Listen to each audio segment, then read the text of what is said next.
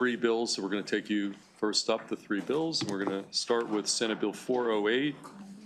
And you are the only witness on Senate Bill 408. Thank you. So why don't you take the time you need to present 408. Thank you, Mr. Chairman. This is a bill I headed last year. That's why it's just me here today. Mr.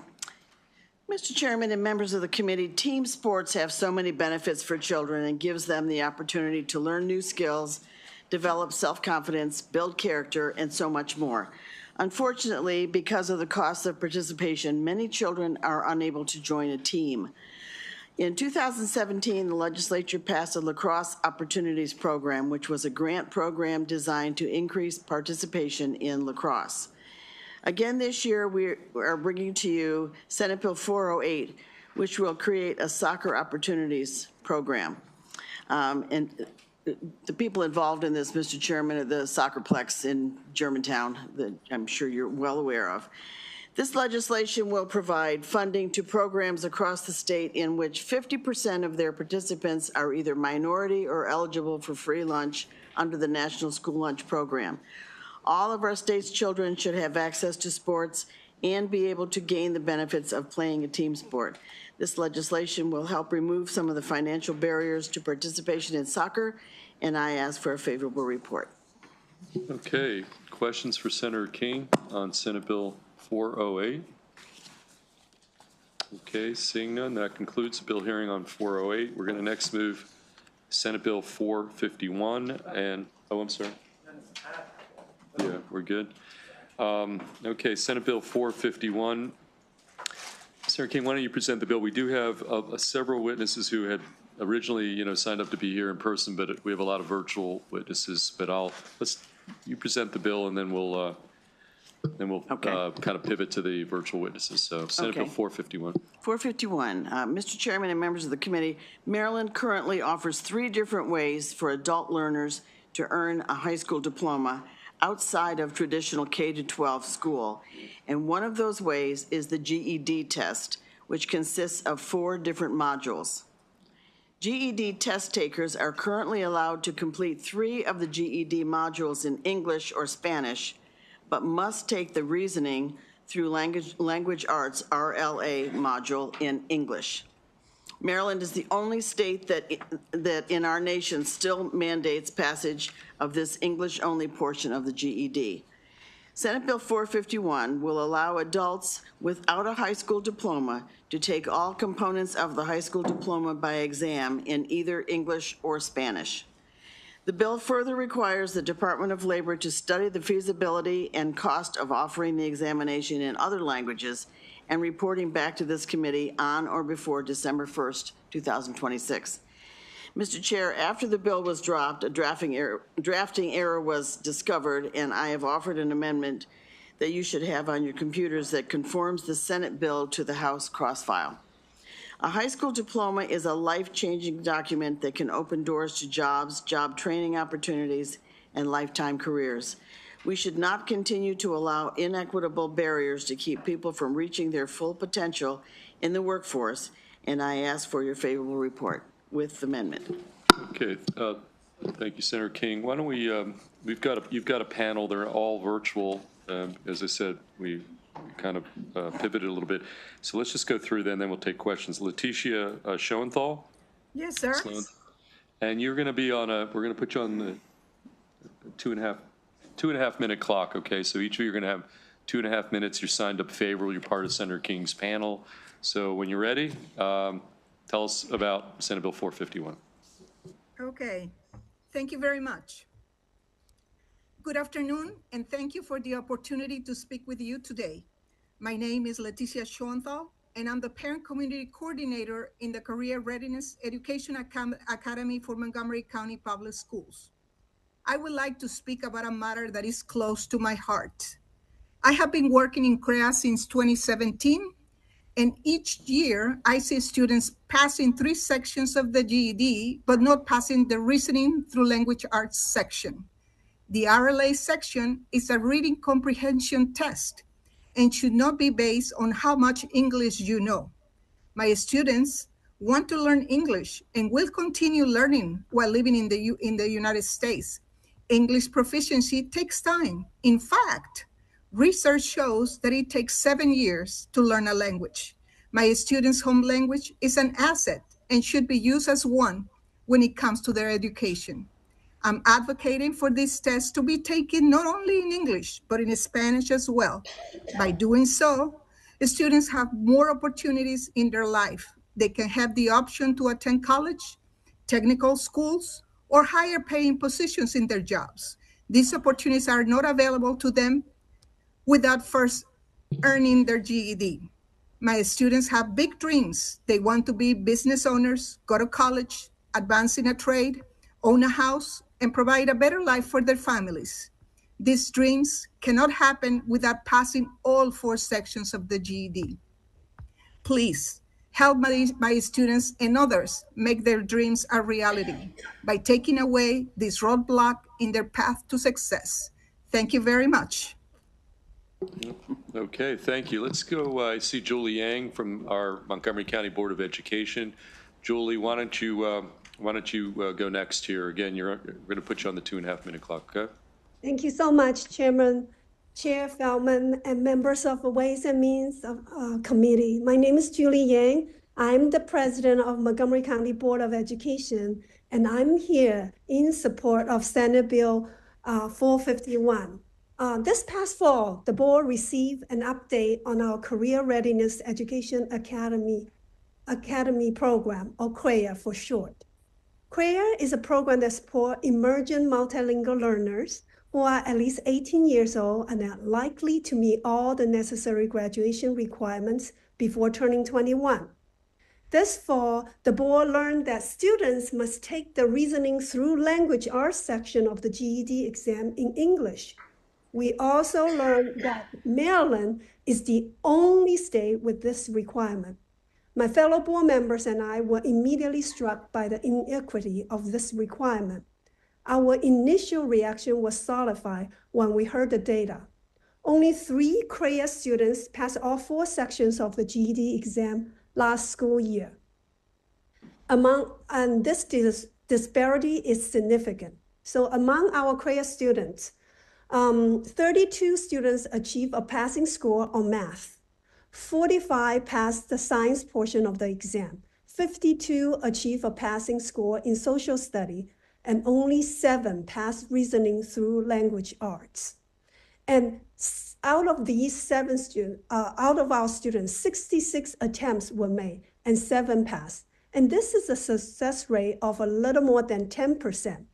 For comparison, the passing rate in math was about 33 and 40% for science and social study.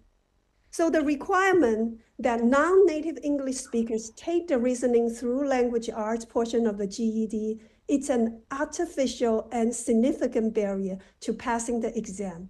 That has a substantial impact on those individuals who are neither unable to earn the GED credential or are significantly delayed in doing so as a result.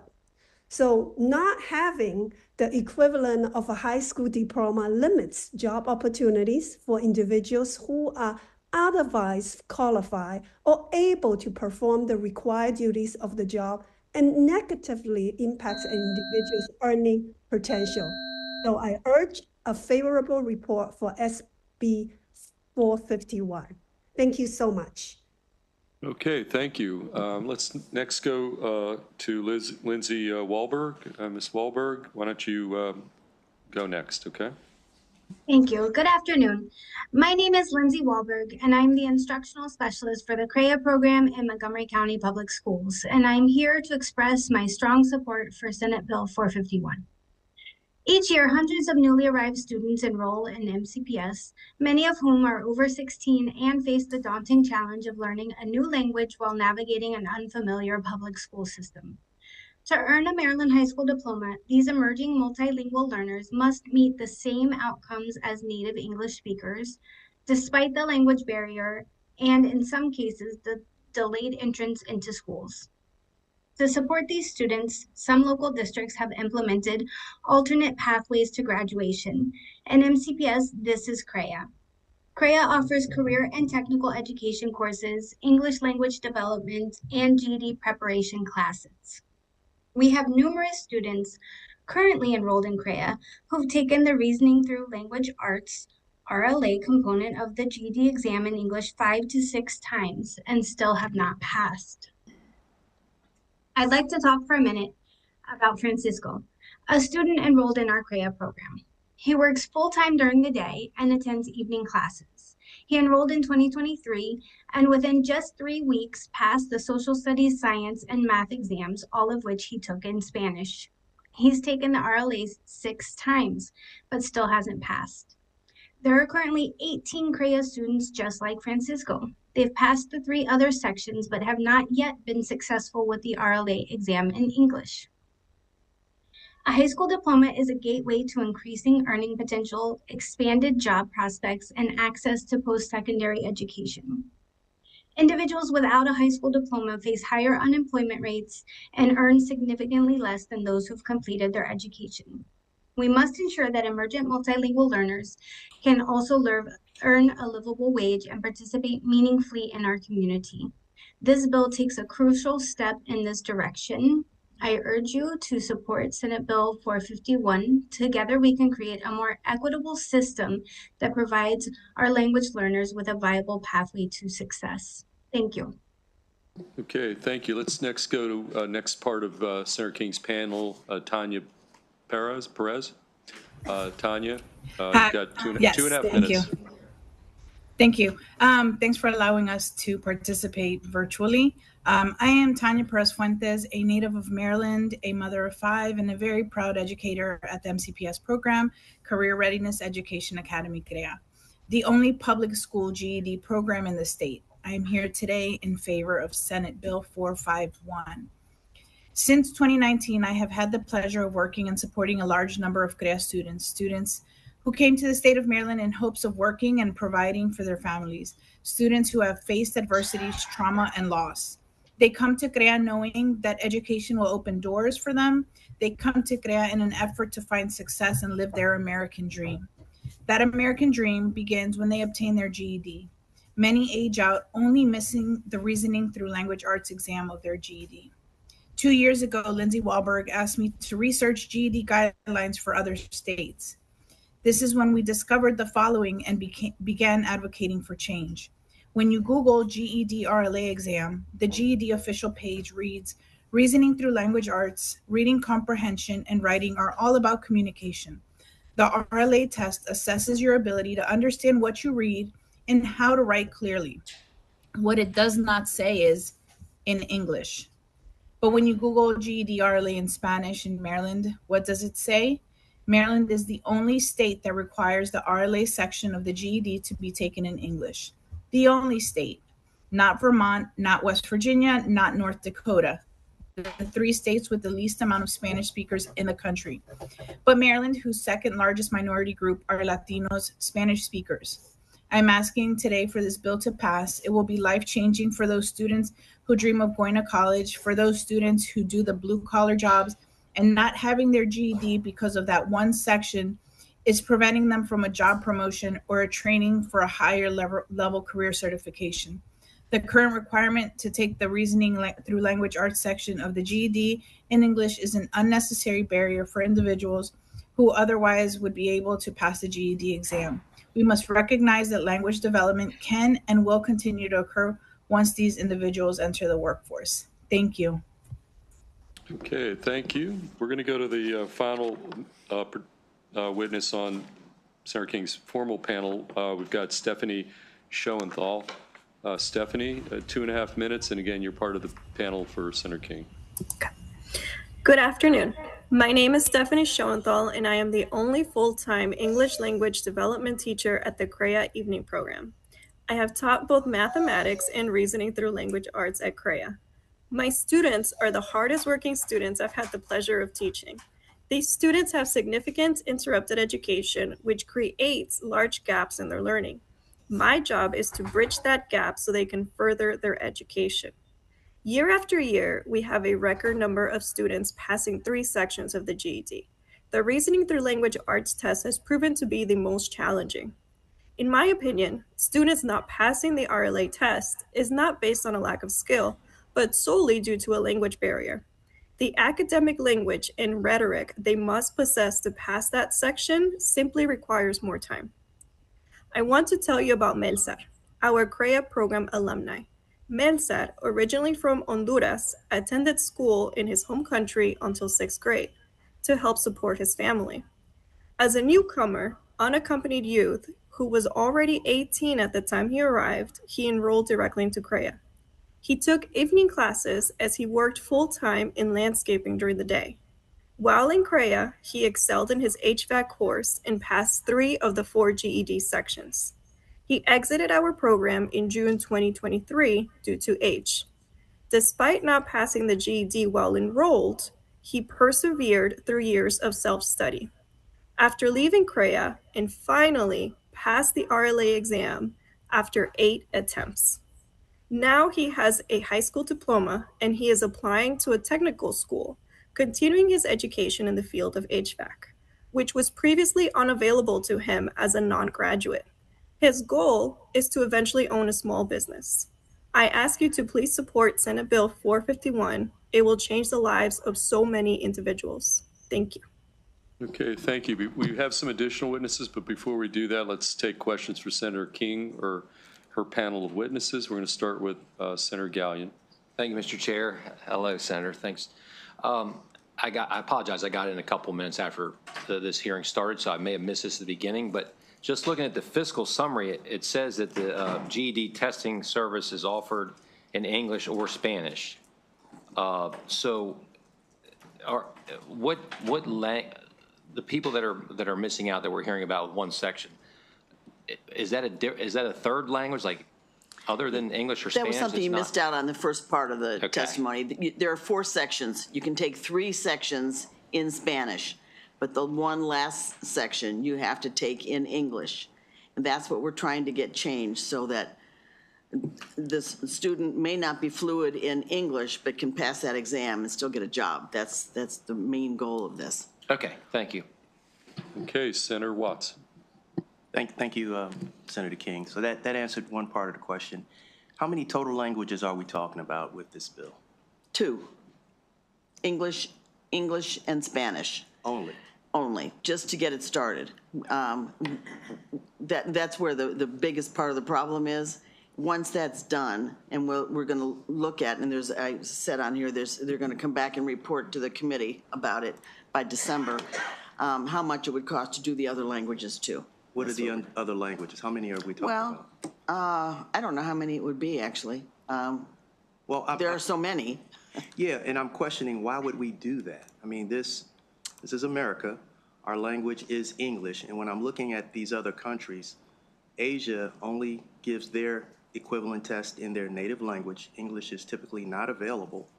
And it's similar to a lot of these other places, South America, usually in Spanish or Portuguese. Mm-hmm. Now, there are some accommodations that are listed in here that are available to both, but it seems that other countries really primarily focus on their own native language.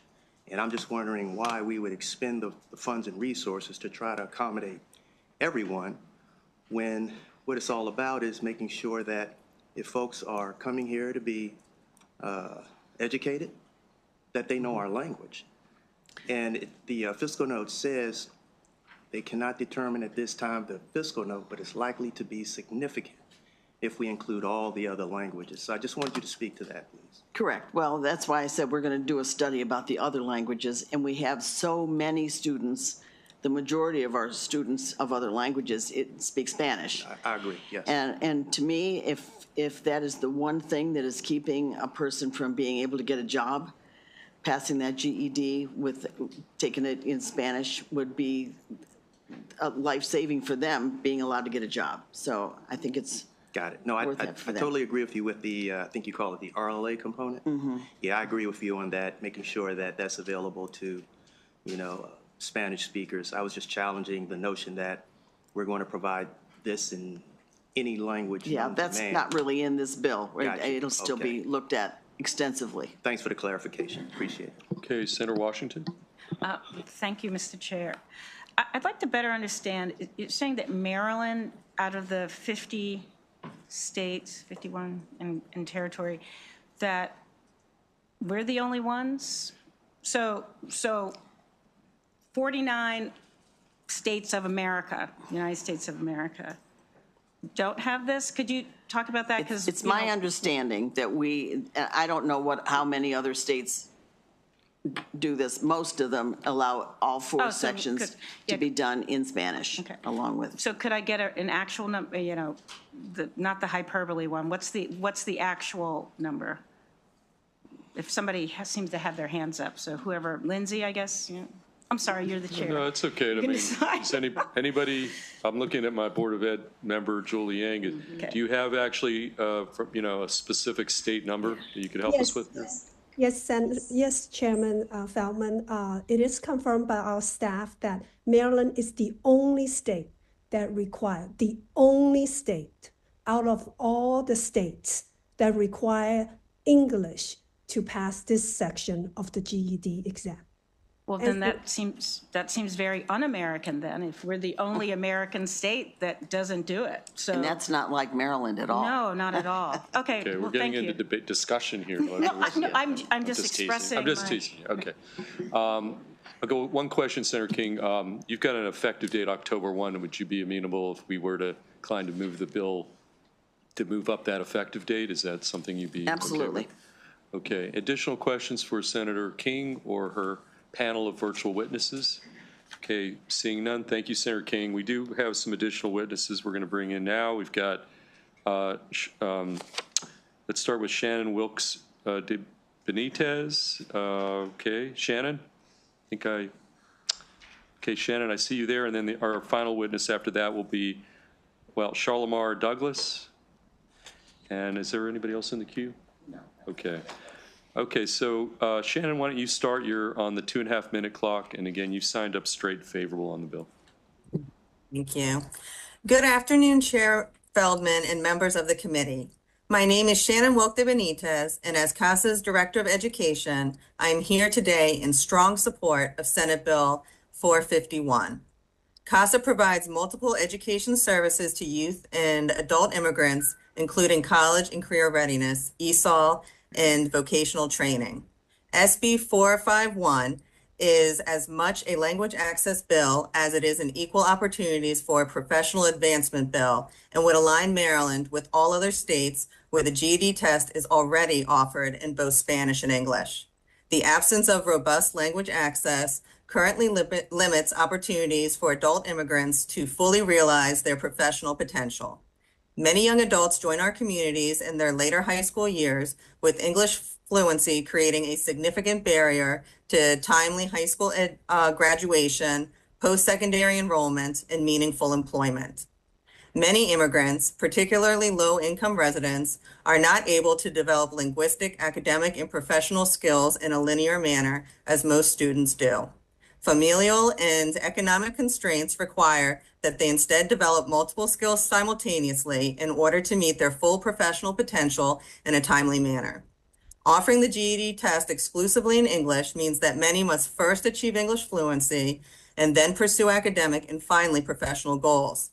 This is an unrealistic timeline for many and creates further strains on the American economy, in the Maryland economy at a time when there are workforce gaps in critical industries such as education and healthcare. Providing the GED test in Spanish is an equitable solution that allows Marylanders to develop multiple skills in a more efficient manner. It will remove a significant barrier to those seeking access to the careers that best match their talents and most impactfully contribute towards a thriving Maryland economy. For these reasons, CASA respectfully asks the committee to submit a favorable report on Senate Bill 451. Okay, thank you. Any questions for Shannon Wilk? Okay, seeing none, that brings us to our final witness. We've got Charlamar Douglas. Yes. And you can proceed. You're 2.5 minutes, and you're signed up again, straight favorable. Yes. Good afternoon, everyone. Thank you for allowing us to give our opinion and our expert view on this bill. I am with MARI, the Maryland Alliance for Racial Equity in Education, And the Maryland Alliance for Racial Equity in Education is a coalition of education advocacy, civil rights, and community-based organizations committed to eliminating racial disparities in Maryland's education system. Providing the GED test in Spanish is an equitable solution that allows Marylanders to develop multiple skills in a more efficient manner. It will remove a significant barrier to those who seek access to the careers that best match their talents and most impactfully contribute towards a thriving Maryland economy. A Spanish GED provides significant benefits for individuals whose primary language is Spanish, allowing them to demonstrate their knowledge and abilities without being hindered by a language barrier, leading to better test performance, increased access to education and employment opportunities, and a greater sense of empowerment by taking the test in their native tongue, essentially enabling them to showcase their true capabilities without the obstacle of translating the test content. Mari respectfully asks the committee for a favorable vote of Senate Bill 451. Okay, any questions for our final witness? Okay, thank you. That concludes bill hearing on Senate Bill 451. Senator King will now go to our third bill, Senate Bill 452. And we've got, again, some panelists, a couple of in-person, a few virtual, so we're going to start with that. Going to call up, is Christina Push here? Okay, Christina, why don't you come up? Laura Wheeldryer, I'm sorry, yeah, Laura. And then we also have two, let's see, one, two, okay, we've got Ellie Calmers here. I saw Ellie. And then we have, again, two virtual witnesses part of your panel. So let's start with the in-person, and then we'll go to the two virtual, and then we'll take it there. Senator King, Senate Bill 452. Thank you, Mr. Chairman, members of the committee. I know that you are all aware of the challenges of providing safe, quality child care in our state. This committee has worked on many, many pieces of legislation to work towards the goal of affordable child care. We have made historic investments in child care scholarships, and the blueprint will make significant investments in pre-K. Today, together with these investments directly affect the licensed child care system. And as a result, child care is undergoing huge changes in Maryland that have real impacts on children, parents, providers, and communities. But the costs of these programs are real, and we have to look at all the factors surrounding affordable, quality child care in Maryland. Senate Bill 452 will create the Child Care Affordability Commission to gather together government officials, child care providers, business leaders, and policy experts to work together to address the problem of affordable child care that is grappling our state and our nation. The commission will be charged to study and make recommendations regarding child care affordability in the state, and the list of those areas to be studied are listed in the bill, as well as the commission's makeup. The fact that the cost of child care in Maryland often exceeds the cost of housing is a fact that cannot be ignored. At the same time, our child care providers are finding it increasingly difficult to maintain their businesses. We need to work together to tackle these issues, and this commission will be a step in that direction, and I ask for a favorable report on Senate Bill 452. Okay, thank you. Senator King, why don't you who wants to go next? Do you have a designated order, or does it matter? Okay. Okay, why don't you just pass that? And each of you will be on the 2.5-minute clock, okay? And tell us who you are. Great, go ahead. I'm Christina Push, Executive Director of the Maryland State Child Care Association, and I thank the committee for the opportunity to testify in favor of Senate Bill 452, the establishment of a Child Care Affordability Commission. The commission is important because child care is an economic and workforce issue. The U.S. Commerce Secretary Gina Raimondo states, child care is not only a social issue or a women's issue, it's also an economic issue. In fact, it's one of the most critical economic issues affecting families, businesses, and communities today. Accessible and affordable child care leads to a strong workforce, which in turn supports a strong economy. According to our comptroller in Maryland, the State of the Economy and her State of the Economy recent report, Maryland's labor force participation remains at 3.8% below pre-pandemic levels, and Maryland's child care workforce has not recovered and rebounded as many of our other states in the country.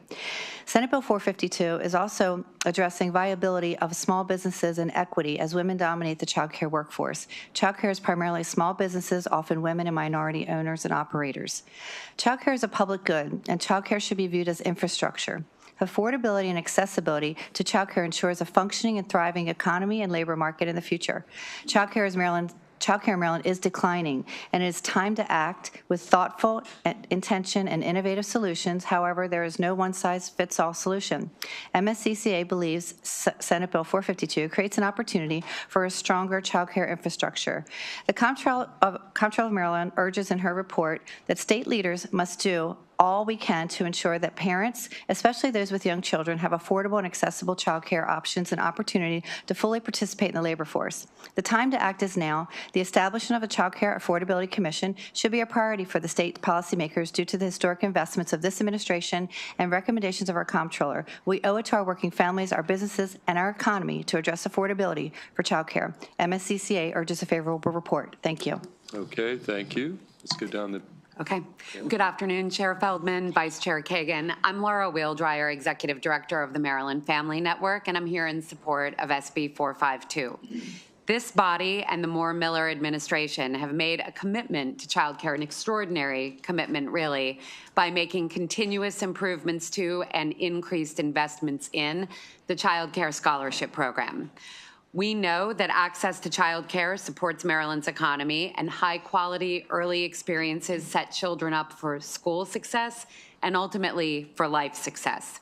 We also know that child care can cost more than college tuition, and child care providers at the same time earn less than half of the average wage across all occupations in the state. Even with the historic investments of general funds, I bet you still hear from constituents who struggle to find and afford child care. There is much more to be done to solve the child care crisis. In case you don't know, there are numerous states, including Massachusetts, New Mexico, Washington, Vermont, the list goes on, that have established permanent, dedicated funding streams for early childhood. This bill would establish a commission to come up with ways to make our child care system more fiscally sustainable. Families and child care providers can't wait for solutions. To underscore the need for this bill, let me just share facts that I bet you already know, but altogether they create a pretty dire picture. This year, the governor's budget proposal includes a cap on enrollment in child care scholarship, a pause on new enrollments beginning in May 2025 that will limit the number of children served by the scholarship program. According to MSDE, at the same time, we're currently serving only 14% of eligible children in this state. The administration is also proposing to reduce reimbursement rates to providers, making the scholarship worth a little less and limiting a family's options when looking for care they can afford. That has a cascading effect on the sustainable finances of child care providers as well. We request a favorable report on SB 452 and look forward to partnering with the Commission to ensure our child care system meets the needs of Maryland's families. Thank you. Okay, Ms. Colmers. Yes. Thanks so much, Chair Feldman, members of the committee. Ellie Comers on behalf of SEIU Local 500, who represent over 20,000 working people in Maryland, DC, and Virginia, including family child care providers. This is a labor issue. This is an economic issue. And SB 452 seeks to take a look at all of the problems that we keep coming up here and talking to you about year after year, taking a holistic look at the affordability, the sustainability of childcare. I think that the broad spectrum of stakeholders that are included on the commission really speaks to the overwhelming impact that childcare has on every aspect of life. Business, it's business owners, it's the economy, it's families. I always say this, but I wouldn't be here if it weren't for childcare. So, and I think many of you have had the similar experience. I can't really put a finer point on the importance of this bill than my colleagues up here at the table. So with that, we request a favorable report so that we can really come up with a solution to fix this childcare problem that we have here in Maryland. Okay, we do have one virtual witness, part of your formal panel, Senator King, Ruby Daniels. Let's take Ms. Daniels next, and then we'll take questions. So Ms. Daniels, you're on the 2.5-minute clock, and then we'll take some questions. Yeah. Good afternoon, Chair Feldmark and Vice Chair Kagan and members of the committee. My name is Ruby Daniels, and I'm the president of the Maryland State Family Child Care Association, representing thousands of family child care providers across the state. I've been a family child care provider for over 30 years, and in that time, I've seen firsthand the struggles of families face when it comes to child care affordability. Right now, many parents, especially those with infants, right now, my daughter has a baby and she is unable to find childcare. And even if she is young and then she can afford childcare, she can find one. So she has to commute an hour to get to me in order to find childcare, in order to go to work. I've spoken with families desperate for care, and they were forced to make difficult choices between their careers and children's well-being. At the same time, providers like myself are also struggling. The cost of food, supplies, and operations continue to rise. Yet we are expected to keep tuition affordable while barely making ends meet. This is why Senate Bill 452 is so important.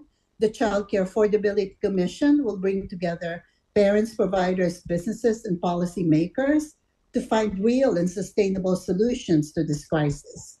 We cannot solve this issue in isolation. We need all stakeholders to the table to build a system that supports families, strengthen our workforce, and ensure providers can continue offering quality care. Childcare is not just a personal issue, it is an economic issue. Without action, families will continue to struggle, providers will continue to close, and our economy will suffer. I urge you to support Senate Bill 452 and take this critical step towards making childcare accessible and sustainable for all Maryland families. Thank you for your time and consideration. Okay, thank you. Let's take questions for Senator King or any of her panel virtual witnesses or in person. Senator Carozzo. Thank you, Mr. Chair. Senator King, thank you for this bill. And my question is, the commission can do a lot of fine work, and the work is needed. But we also have some immediate challenges between the blueprint, with Pillar 1, and what's been put on our child care providers. And since I've participated in commissions in the past, and Senator King, I know you have as well, Senator Kagan and I are involved in a 911 work group now. I'm on the apprenticeship commission. My point in bringing this up is there any immediate recommendations? I know we have to form a commission and pass legislation, but in the meantime, to jumpstart, to have some of these recommendations, and I am looking at the Maryland State Child Care Association because I really respect your members and your work, but, if there's anything as we, put together a formal commission that we can jumpstart, Senator King, to maybe start pulling that, we could really benefit from that because, as you know, some of these recommendations with Tier 1 and the blueprint, Pillar 1, that maybe we can make some progress now. So kind of turn, and maybe you have some ideas for immediate, so I wanted to give you that opportunity. Well, honestly, because of the fact that so much of it is the budget is money, I don't have any immediate recommendations right now. I mean, I don't know that this commission is going to come up with a magic answer, but I think we've got to put heads together and find a way to make this work. But I don't know if any of the panelists here have an answer, but. And maybe it's beyond, I mean, if there's any, on the regulatory side, flexibilities you need that aren't as budget driven, we would be interested. Some regulations are in statute, which would require statute change, and some could be changed through the regulatory system and the Board of Ed, ALR. But so we are working, so to that point, we are working with, in Montgomery County, there is Montgomery Moving Forward convening sort of a statewide cross-sector that is starting this work already. So they would be a great resource for this commission as well. They put together some groups like attorneys and other stakeholders that will speak to looking at qualifications and regulations and ways to affect the efficiencies, what's working, what isn't. And, that's what we really need to look at as well and study as part of this. I'm assuming maybe this commission's going to have some incentives to encourage, especially the smaller operations where if we could grow those, that would certainly be meeting a need. So I would be interested in any work that's currently being done as well as the work of the commission. Thank you. Can I just add one thing? There is another bill proposed this year for a tax on sugary drinks. And in that bill, it proposes that some of the revenue generated by that tax would support child care scholarship. So I think there are lots of people have already done analysis and forecasting about the kinds of revenue that could be dedicated specifically to child care scholarship. So I'm just throwing that out as an example of creative ideas that are in the mix right now. And I think I was looking more for the non-budgetary recommendations. Got it. Aren't we all? Thank you. Understood. Okay, any additional questions for Senator King or her panel? Seeing none, thank you. You all are released to go on with the rest of your day. Thank you. Before we go to the... Thank you for fitting me in this afternoon. Sure. So before we go to the other virtual witnesses, we do have 2 in-person witnesses I'd like to bring up and get their testimony. Yes, we've got, okay, Cynthia Webb. Is Cynthia Webb here? Okay, Robin Rice, I do know you're here, so Ms. Rice, why don't you come up here and testify, and then we'll go back to the remaining witnesses who are all virtual. So, Ms. Rice, you're on the 2.5-minute clock, okay? Thank you. Senator King has been a child care champion for decades. Anything she wants, I'm in favor of. House Bill 640 from 1989 changed the providers for family daycare from 6 children to 8 children, counting the providers' children under the age of 2. 10 minutes later, the fire marshal, after the bill was passed, told me that he didn't care what he said in front of Senator Barbara Hoffman. He was going to count my own kids under the age of 6. I could have lost my house. I was able to get a waiver from the fire marshal and do what the law said, because the law still says to count the provider's children under the age of 2. However, in 1995, MSDE OCC changed through the regulatory process to count the provider's age under the age of 6 instead of under the age of 2. So nobody else could get a waiver to be able to do what the law still currently says. In 2013, OCC decided to start subtracting the capacity. Our certificate's supposed to be for 8. They type it up for 7. So when your provider's 5-year-old goes to school, we cannot take another child. It's like having a standby ticket at the airport. We could help those people, but because they subtract it instead of count it, we can't. And that's not in compliance with the law or the regulations. HB 477 by Delegate Barnes and McCaskill is in 2025, trying to work on doing 3 infants in family daycare. Family daycare is 75% required to be over the age of 2. Providers close because we cannot get children between the age of 2 and 6. We answer our phone 3 times a day. Can you take my baby? Can you take my baby? Can you take my baby? No, I can only take a baby that's 24 months old. I've had parents cry in my arms when I'm saying, I've got a space for you, but you got to bring me a 24-month-old kid. I can't take your baby. If we could get HB 477 and get what passed through Ways and Committees and everything else under the sun in 1989 was House Bill 640, we could do more than 2 babies. We need family daycare not to be 75% over the age of 2 and 25% under. In 2023, am I done? Yeah, why don't you bring some closure here? you were on the 2.5 minute clock, but I'll give you a little latitude. Why don't you take another 30 seconds, okay? In 2023, Mary got a verbal waiver from the fire marshal, and she asked the MSDEOCC executive, can I please have a waiver to take one child at 22 months, give me a variance? And he said no. He's got the authority to do it, but he said no. We can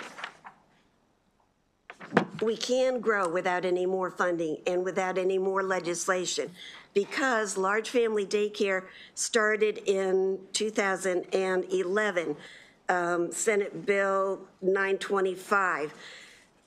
Family daycare has grown from 5 people in Montgomery County to 62.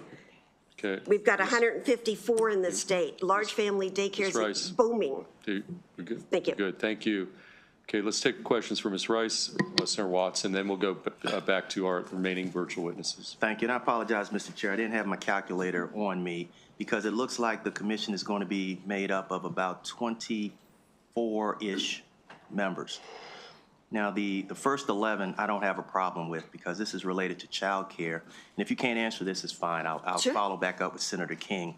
I'm just challenging, why do we need a member of the Chamber of Commerce? Why do we need somebody from the Retailers Association? Why do we need somebody who represents large businesses, medium businesses, small businesses? And why do we need someone from, and I want clarity on the labor union representative. You know, these are all positions chosen by the governor. It seems to be very top-heavy, and a lot of it, to me, is unrelated, or at least I don't see the correlation to child care. I was just wondering if you had any sense of that? You don't. You need people that are business owners that can understand how to make childcare financially feasible, and that's me. I've been doing this since 1984. And your background again? Childcare provider since 1984. I worked with Ike Leggett. I've done property tax credit in 1987. You've got a bill coming up for that. I've helped with zoning. You need large family daycare works, but we can't do it because of homeowners associations. I think you've got a homeowners association bill going on. That's a big problem. Zoning's a huge problem. Montgomery County last year in January changed zoning from a conditional use to a permitted use. It took me 9 years, $750,000 to be able to get my home to be able to take care of, I can do 12 infants, 30 children. There's 2 in the state that I know of that can do that. A third person tried, and she got her business destroyed. She's going to lose her house. Okay. Thank you very much. Appreciate you. I can tell you. Okay. Sorry, so just where's your home / childcare? On Trevilla Road. Yes. Okay. I know exactly. Located in District 15. No, I thought I knew. I tried to get a meeting with you. Okay. Okay, that's not on the tape, I'm sure. Okay. Okay, we're going to thank you for your testimony. I don't see any additional questions. Thank you, Ms. Rice, for your testimony. We're going to go back to the remaining witnesses that are virtual, and then we're going to take Alonzo Washington next on his bill. But let's go to, I see Hillary Roberts King. We're going to take you 2.5 minutes, and then we have a couple more virtual. So Ms. Roberts King, you're up, 2.5. Thank you. As he said, my name is Hillary Roberts King, and I'm the Executive Director of Downtown Baltimore Child Care, a nonprofit organization providing really amazing childcare in Baltimore City for 40 years now. Although this isn't a committee focused on agriculture, please bear with me because I'm going to use my time available to support Senate Bill 452 to talk about silos. Because in order to care for Maryland's youngest citizens in childcare, you have to be an expert at connecting and coordinating many agencies and resources to get the job done.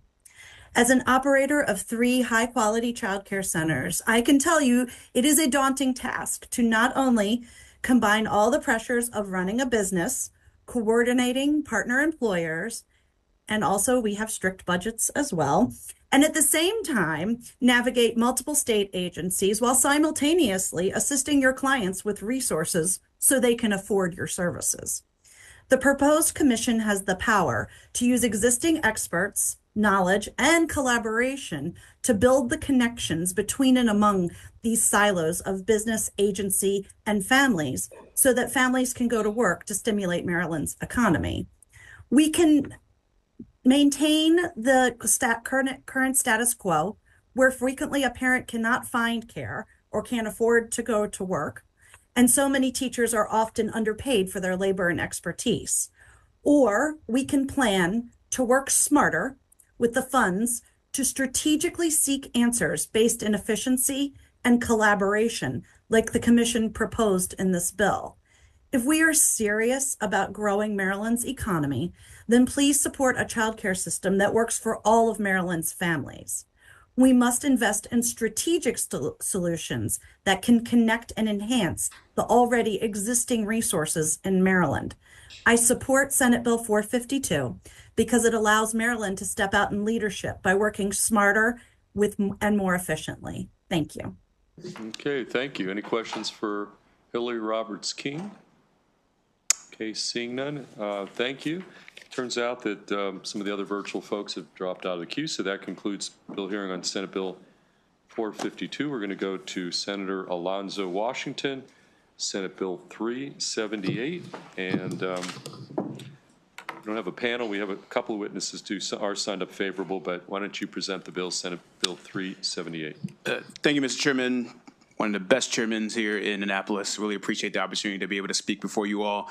Senator Alonzo Washington, should I say that again? One of the best chairmen here in Annapolis. Senator Alonzo Washington here for the record to present on Senate Bill 378. This bill would establish the Family Literacy Pilot Program to enable certain incarcerated individuals here in the state of Maryland to read aloud to their children or grandchildren through the preparation of a recording. Let me say that again. This bill would create an opportunity for folks that are incarcerated to be able to create a recording of reading a book that could be sent to their child back at home. This one touches home for me. As a new parent of a two-year-old, I read to my daughter every night. And I even sometimes have to want to read to her in the morning. And to be able to know that these folks don't have the opportunity to have that recording to be sent to their child and be able to have them being read to at night is almost a travesty to me. Because those folks should have the opportunity, and it goes back to the connection of that parent with that child and being able to keep that connection with that child as they get older. This is a really good bill. It's a pilot program. It's only in 4 different institutions here in the state. There is a very small fiscal note, but I believe in this climate that we're in, it's worth it.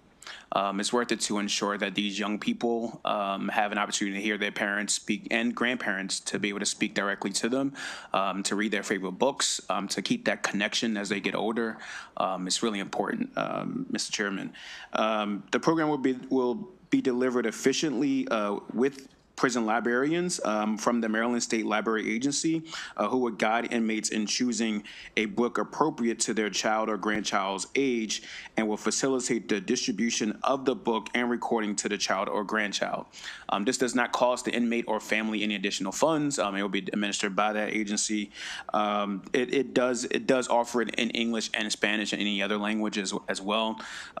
For these reasons, Mr. Chairman, and just knowing the impact of reading to our young people has on early childhood education for our young people. This is one of those special ones that I think will be really, really good if this committee passes it. Thank you, Mr. Chair. Thank you, Senator. Any questions for Senator Alonzo Washington? Vice Chair Kagan. Not much. I will make this into a question. Senator Washington, thank you for the bill.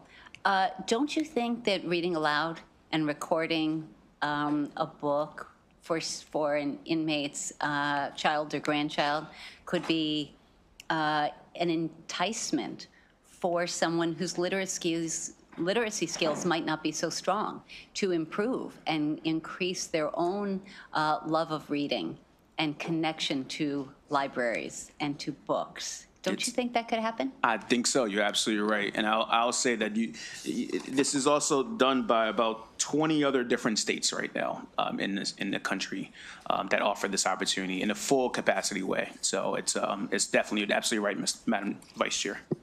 Thank you, Senator. Thank you, Mr. Chair. Any other questions for the sponsor? Okay, seeing none. We do have, is Tamar Sarnoff here? Tamar, why don't you come up? And then we do have one virtual witness, I believe, signed up, and then it's extent of the testimony. So Tamar, you've got, again, 2.5 minutes, and you're signed up straight favorable, okay? Okay, thank you. Good afternoon, Chairman Feldman and members of the committee. I'd like to thank Senator Washington for his work on this bill. I'm Tamar Sarnoff. I'm the Director of the Public Libraries and State Networking Branch of the Maryland State Library Agency. I'm here on behalf of Morgan Miller, our state librarian, who's unable to attend today. I'm also here in support of Bill 378. This bill will create a valuable partnership between the Maryland State Library Agency, MSLA, and the Department of Public Safety and Correctional Services as we work to support incarcerated individuals and children across the state. This important legislation will promote literacy among incarcerated individuals and their families back home. In addition, the bill will help strengthen family bonds, which studies show reduces the risk of recidivism. Just as importantly, this legislation promises to improve long-term economic and social outcomes among the children and incarcerated individuals who participate, including stemming generational incarceration, higher educational attainment, and increased academic success. The Maryland State Library will oversee the 3-year pilot program at 4 state correctional facilities in coordination with SCS and and local library systems. The pilot will provide the materials and equipment for incarcerated individuals to record children's books for their children or grandchildren back home. Those children and families will benefit from increased engagement with the pilot library system and with the books in general. Similar programs have been successful elsewhere, including a local program in Wacomico County. MSLA will use general funds and is looking at additional funding sources, including philanthropic partners, to pay for the pilot and program costs should it continue in future years. This program is very much needed. There are approximately 32,000 individuals incarcerated in Maryland. In Baltimore alone, an estimated 20,000 children have a parent who is incarcerated or is on parole or probation. Approximately 70% of the inmates are functionally illiterate, according to data from the National Adult Literacy Survey. Children with a parent in prison may experience low self-esteem, depression, disturbed sleep patterns, and other symptoms of post-traumatic stress. This pilot program supports the Moore-Miller administration's priorities to end childhood poverty and help create sustained long-term wealth. This bill also addresses Governor Moore's comments at the State of the State on supporting Black men and boys. It will help set up Maryland students up for success and create an equitable, robust, and competitive economy along with safer communities. Thank you again for your consideration of this legislation and for your support in Maryland libraries. I'd be happy to try and answer questions right now. Okay, any questions for our witness, Ms. Sarno? Okay, seeing none, thank you. Thank you. Brings us to our final witness on this bill, Dwan Burton, virtually, and you're signed up straight favorable. So 2.5 minutes and you can proceed, okay? Thank you. Good afternoon, Chair, Vice Chair, and members of the committee. My name is Dwan Burton. I am the Deputy Director of Out for Justice, an organization based in Baltimore focused on removing systemic barriers for those who are incarcerated and formerly incarcerated. Senate Bill 378 is a bill that recognizes a fundamental truth that incarceration does not just impact the individual behind bars, it devastates families, children, and entire communities. And for those who have never experienced the justice system firsthand, it's easy to overlook these impacts. But for those who have, the pain is real, and the stakes are high. Too often, policies isolate and punish without considering the ripple effects on parents, spouses, siblings, and most tragically, the children who are left behind. But we know that strong family ties are one of the greatest predictors of successful reentry. When we support these relationships, we don't just help those behind bars, we help break cycles of trauma, rage, and disconnection for those on the outside as well. When someone is incarcerated, their family is incarcerated with them in so many ways. Children of incarcerated parents experience deep emotional and psychological harm. Studies show that they are more likely to struggle in school, experience trauma, and face long-term instability. Parents of incarcerated individuals also suffer, forced to choose between paying for basic needs or staying connected to their loved one. This bill provides an opportunity to bridge that gap. By allowing incarcerated parents to read aloud and share books with their children, this program does more than facilitate literacy. It fosters love, hope, and connection. The simple act of hearing a parent's voice can provide reassurance, comfort, and a sense of presence, even when physical barriers exist. When parents read to their children, they are building pathways towards a brighter future for both the incarcerated individual and their children. For those who are incarcerated, they reinforce positive habits that support personal development and reduce recidivism. With the passage of this bill, we do more than change a policy, we provide hope. It is about ensuring that no child, no parent, no spouse is punished beyond the sentence already imposed. And I urge you to vote in favor of Senate Bill 378 and ensure families can stay connected, because transformation isn't just about the individual, it's about the community that welcomes them home. Thank you. Okay, any questions for our virtual witness? Okay, seeing none, that concludes the bill hearing on Senator Washington's Senate Bill 378. Thank you. Okay, we're going to take Senator Lamb next, but before I just, is anybody here from State Department of Education on Senate Bill 252? Okay. Yes. Actually, yeah, why don't we're going to take Senator Lamb first, then we're going to take that bill next, okay? So you can pop off for now. Okay, so Senator Lamb, we're on Senate Bill 350, and then also just another point, for those of you who have been assigned to represent this committee in another committee on the jointly assigned, don't go up there until you get the word from Lemoria and those committees, because if you go up there early, it messes up all the chronology and everything else. So just hold pat. When you get the word, then you can go up to the other committee. With all that said, Senator Lamb, we're on Senate Bill 350, and you take the time you need to present it. Okay? Great. Thank you. I think we have Deborah Duffy on virtual, and yes, we do have two witnesses. They're not part of, again, a formal panel, but we have two virtual witnesses, Lauren Lamb and Deborah Duffy. I mean, we can pull them up. Yeah, I think they were part of the sponsor panel, so happy to have them. Perfect. Okay. Fair enough. So we'll take them after you Sounds present. good. Well, thank you. Good afternoon, Chair Feldman, members of the EEE Committee. Thank you for allowing me to testify on and introduce Senate Bill 350. For the record, Clarence Lamb, Senator in District 12.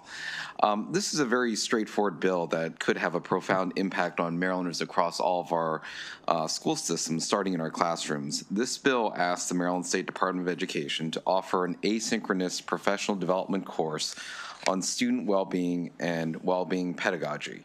This course must be equivalent in cost and points to similarly offered professional development courses. This course does not become a requirement. It's not a requirement. It's simply included as an option for those interested in participating in it. As all of you know, our state is facing a significant teacher shortage. The Accountability and Implementation Board for the Blueprint, their executive director, Rachel Hayes, who many of us know, announced that the state is currently seeing 2,000 teacher vacancies in its ranks. This is double the pre-COVID vacancies when we were closer to 1,000 educators that were positions that were vacant in Maryland before COVID. Behavioral issues have substantially increased since the pandemic, and we know that these struggles are a major force driving teachers to leave the profession. The American Psychological Association Task Force on Violence Against Educators found that 80% of teachers report at least one incident of verbal harassment or threatening behavior, and 56% reported incidents of physical violence. Without proper tools, teachers struggle to mitigate these behaviors. And what this course does is help equip our educators with the skills needed to create a safe and welcoming learning environment that alleviates behavioral concerns and promotes wellness for students and teachers alike. From a student's perspective, this course prepares educators to better support their vast needs. Our children are often facing significant mental health challenges, including increased reports of anxiety, depression, and behavioral issues. Having a teacher who fully grasps wellness and is able to harness that understanding in the classroom is beneficial to those students who are struggling. The teachers of today are helping students navigate more than just reading and math, and our children deserve an educator who is capable and confident of steering, regardless of the issues that might come forth or the challenges that might come with the student. So I would like to bring to your attention that our most recent Teacher of the Year, Mary Kay Connerton of Annapolis High School, was selected by her peers from her extensive work around well-being. There's a significant thirst for knowledge across all of our school systems throughout the state, and Ms. Connerton demonstrates just how impactful a focus on wellness can be for our students and teachers who also help guide them. So I'll leave you with this. Our students deserve a place where they are safe, where they feel that they can belong, and where they feel seen. Providing this course will assist our educators in achieving that goal and provide better outcomes for all Marylanders. As our Teacher of the Year, Mary Kay Connerton put it, quote, "The results will be felt by the heart," and that is the type of education that I advocate for. So with that, appreciate the committee's consideration and hope to have a favorable report. And I do want to note that we have a requested sponsor amendment to address the potential cost issues, though, that were brought up by MSDE in their testimony, so that should be forthcoming as well. And with that, happy to turn it over to the other virtual members of this panel and take any questions. Okay, thank you, Senator Lamb. Let's go to the two virtual witnesses. Let's take them, and then we'll open up questions. So I saw Deborah Duffy earlier. Duffy, and Lauren Lamb is also signed up. I'm not sure. Is she in the queue? Okay, so those are our two witnesses. You're on the 2.5-minute clock, and so, Ms. Duffy, why don't you start? You're signed up straight favorable on Senate Bill 350. Thank you. Good afternoon, and thank you for the opportunity to speak in support of this bill. My name is Deborah Duffy, and I'm the Assistant Director of the Clara Barton Center for Children in Cabin John. We serve families of children ages 2 to 5. So why is the administrator of a preschool speaking in favor of training for primary and secondary teachers? In addition to my current position, I was a teacher for 12 years, and I also have 4 grown children who've gone through the Montgomery County school system. In the early years, ages 0 to 5, we focus 100% on a child's well-being, which helps children to become trusting and build a solid foundation to ultimately becoming confident, resilient, creative, caring, independent, and capable adults. Without that foundation, they are not getting the start that every child deserves. As I'm sure you've heard, it's kind of tough being in the early childhood education field these days, but an advantage we do have over primary and secondary teachers is that we already have many MSDE-approved trainings that focus on all aspects of children's well-being. This training would be another effective one to add to our toolboxes and to offer to primary and secondary educators. This focus on overall well-being should not stop when a child enters kindergarten. For example, when my daughter was in 2nd grade, she was going through a very difficult time socially. And when I reached out to her school to get help, I was told, we don't really focus on the social. As long as she's doing well academically, she's okay. And then a few years later, she wasn't okay. And it took several years and a lot of work on her part to get back on track to become the accomplished adult that she is today. I often think that if her teachers had had more background in this field then, they would have understood just how critical her overall well-being was to her success. Things have gotten better, but there's still a long way to go. It's a really scary world out there right now for children, and we need to make sure that our children are more than okay. We need to make sure that they are flourishing. Please support this bill to give primary and secondary educators the tools to finish what early childhood educators start. Thank you. Okay, thank you. Let's take Ms. Lamb's testimony, and then we'll take questions, okay? Lauren, you're up, 2.5 minutes. Thank you. Chair Feldman, Vice Chair Kagan, and members of the committee. I'm Lauren Lamb with the Maryland State Education Association, representing 75,000 public school educators across the state. So this committee knows well that aspiring educators work hard to earn their teaching license. They take courses and tests and complete a teaching internship. And we really appreciate your thoughtful work on that issue. Something that we've discussed less often is that Maryland public school teachers have ongoing requirements to maintain their licenses. Every 5 years, a licensed educator needs 90 professional development points to maintain their license and keep doing work in the schools. So current course offerings for professional development points include courses on differentiating instruction, using online tools to enhance learning, and promoting a growth mindset among students, among many others. And this ongoing learning helps educators make our lessons more engaging, and stay up to date with best practices. This bill would give educators another option to take a course on holistic well-being for students towards their licensure renewal.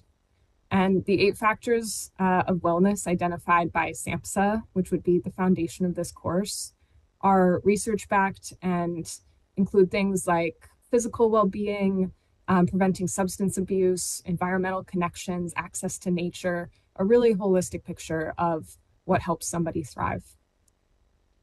Every educator has stories about times when a student's greatest barrier to learning wasn't rooted in academics, but another factor in their life, whether they were hungry or having trouble with friends or facing stressors at home. We may not have control over every factor affecting students' wellness, but educators can really benefit from a better understanding of child development and how we can better encourage students' learning. We all share the goal of helping students thrive and achieve their dreams, and we appreciate this bill for offering a resource to that end. And I would urge you to issue a favorable report. Thank you. Okay, thank you. Any questions for Senator Lamb or our 2 virtual witnesses? Okay, seeing none, that concludes bill hearing on Senate Bill 252. Thank you, Senator Lamb. And we're going to go now back to the, Senate Bill 252. And hold on one second. Yes, we've got 2 virtual witnesses. State Department, well, one from State Department of Education. We've got Jenna Smith virtually, and is Tara Phillips in the queue as well? Yes. Okay. Okay, whoever wants to lead on, how about Jenna? Why don't you start? And, well, actually, Tara from the State Department of Education. Why don't you go first, and then we'll take Jenna Smith second, okay? So take the time you need. We're not going to put you on the clock. Okay. Thank you so much. Good afternoon, Chair Feldman and Vice Chair Kagan and members of the Education, Energy, Environment Committee. My name is Tara Phillips. I represent the Office of Child Care within the Division of Early Childhood at the Maryland State Department of Education. I'm here with my colleague, Jenna Smith, who is joining me today as well on behalf of MSDE for testimony on SB 252 and to support in answering any questions the committee may have. Thank you for the opportunity to discuss staffing requirements for first aid and CPR certification in child care facilities serving school-age children. This amendment stems from our school-age work group, which examined the unique needs of school-age programs. The work group, composed of child care stakeholders, recommended adjusting first aid and CPR certification requirements to address these programs' distinct operational needs while maintaining strong safety standards. Families across Maryland rely on child care providers, not only infants, toddlers, and preschoolers, but also for older school-age children. Many school-age programs operate after the regular school day, supporting working families who need reliable, safe, and developmentally appropriate environments. However, staffing shortages make it difficult for these programs to meet current first aid and CPR certification requirements. Under the existing statute, providers must have 1 first aid and CPR certified staff for every 20 children.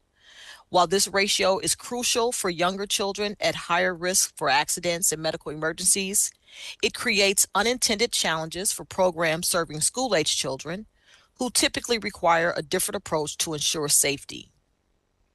The amendment before you seeks to remove the fixed statutory requirement and instead allow the necessary first aid and CPR certification ratios to be determined by regulation.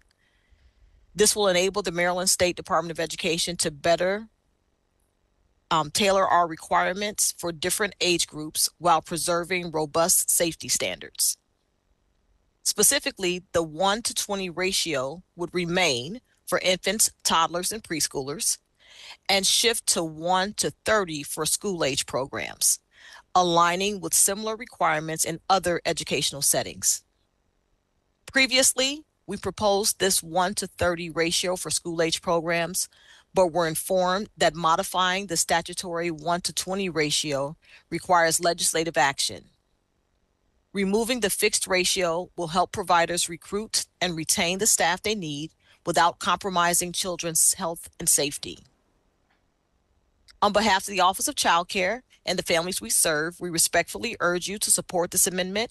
It will sustain vital after-school care programs while maintaining appropriate safety standards for school-aged children. Thank you for your time and consideration. I'm happy to answer any questions you may have. Okay, thank you.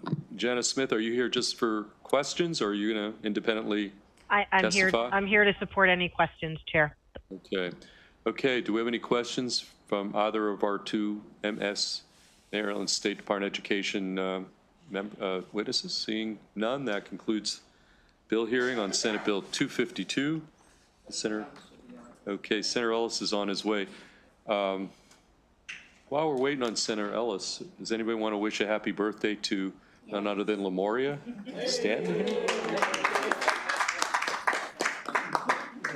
And also, since no, we don't need to do that online. Okay, one other thing. This is actually for the greater good of the committee. Okay, yeah. So today, we're moving along here Fridays. So the good news is, if we're not going to be here Friday. The challenging news is that tomorrow, I'm just going to give you a heads up. You ready? We got 111 witnesses signed up. And hopefully maybe even time for a voting session. So between Friday, when you have a free day, and today we're probably going to get done early and celebrating the birthday. Tomorrow is going to be challenging. You're going to need that 3-day weekend to rest up. Anyway, I'm just giving you a little heads up. And with that, hopefully Senator Ellis is going to... Well, we do, actually. That's true. I mean, we were told Senator Ellis was literally walking in the door, but if he's not going to be here, let's go. Well, Senator Simon, you got some witnesses. Well, we got Watson, but he just walked out the door, too. Oh, jeez. Okay. We got Simon there. Okay. Yay. Well, just in the nick of time, man. We were just about to move to another bill. Okay. Senator Ellis, we're on Senate Bill 526, and you are the only witness, so. Yes, that's because this is a resubmission of a big issue in Maryland. Thank you, Chair and Vice Chair and members of the EEE Committee, Senator Arthur Ellis from District 28, Charles County, here with a very important issue that is bigger than I thought. And as the testimonies come in from the different counties and over the years, the sidewalk issue, our kids not having sidewalks to go to school, it's huge. Different counties weigh in, opposing this. It's, hey, Montgomery County last year would be like over $60 million to fix. It's just a big problem. Let's do nothing about it. Shocking. When we last heard that and we saw a bad result, 3 weeks ago with that plane crash in D.C., everybody knew that airport was overcrowded. FAA knew, the pilots knew. Last summer, my wife and I were flying into the airport in D.C., and our plane had to go around 4 times. I mean, after doing that complicated landing pattern, we just went around and around. And we were like, what's going on? And the pilots came on after he safely landed and said, congestion. The problem is bad. FAA knew. Transportation Department knew. Everyone knew. Congress knew, but they added more flights into that plane, into that airport, did nothing until 67 people lost their lives. And then they cut back the helicopter flights in the area, gave them a different route, and they stopped flights for 2 per hour, which at 15 hours, like 30 flights per day, took away from the airport.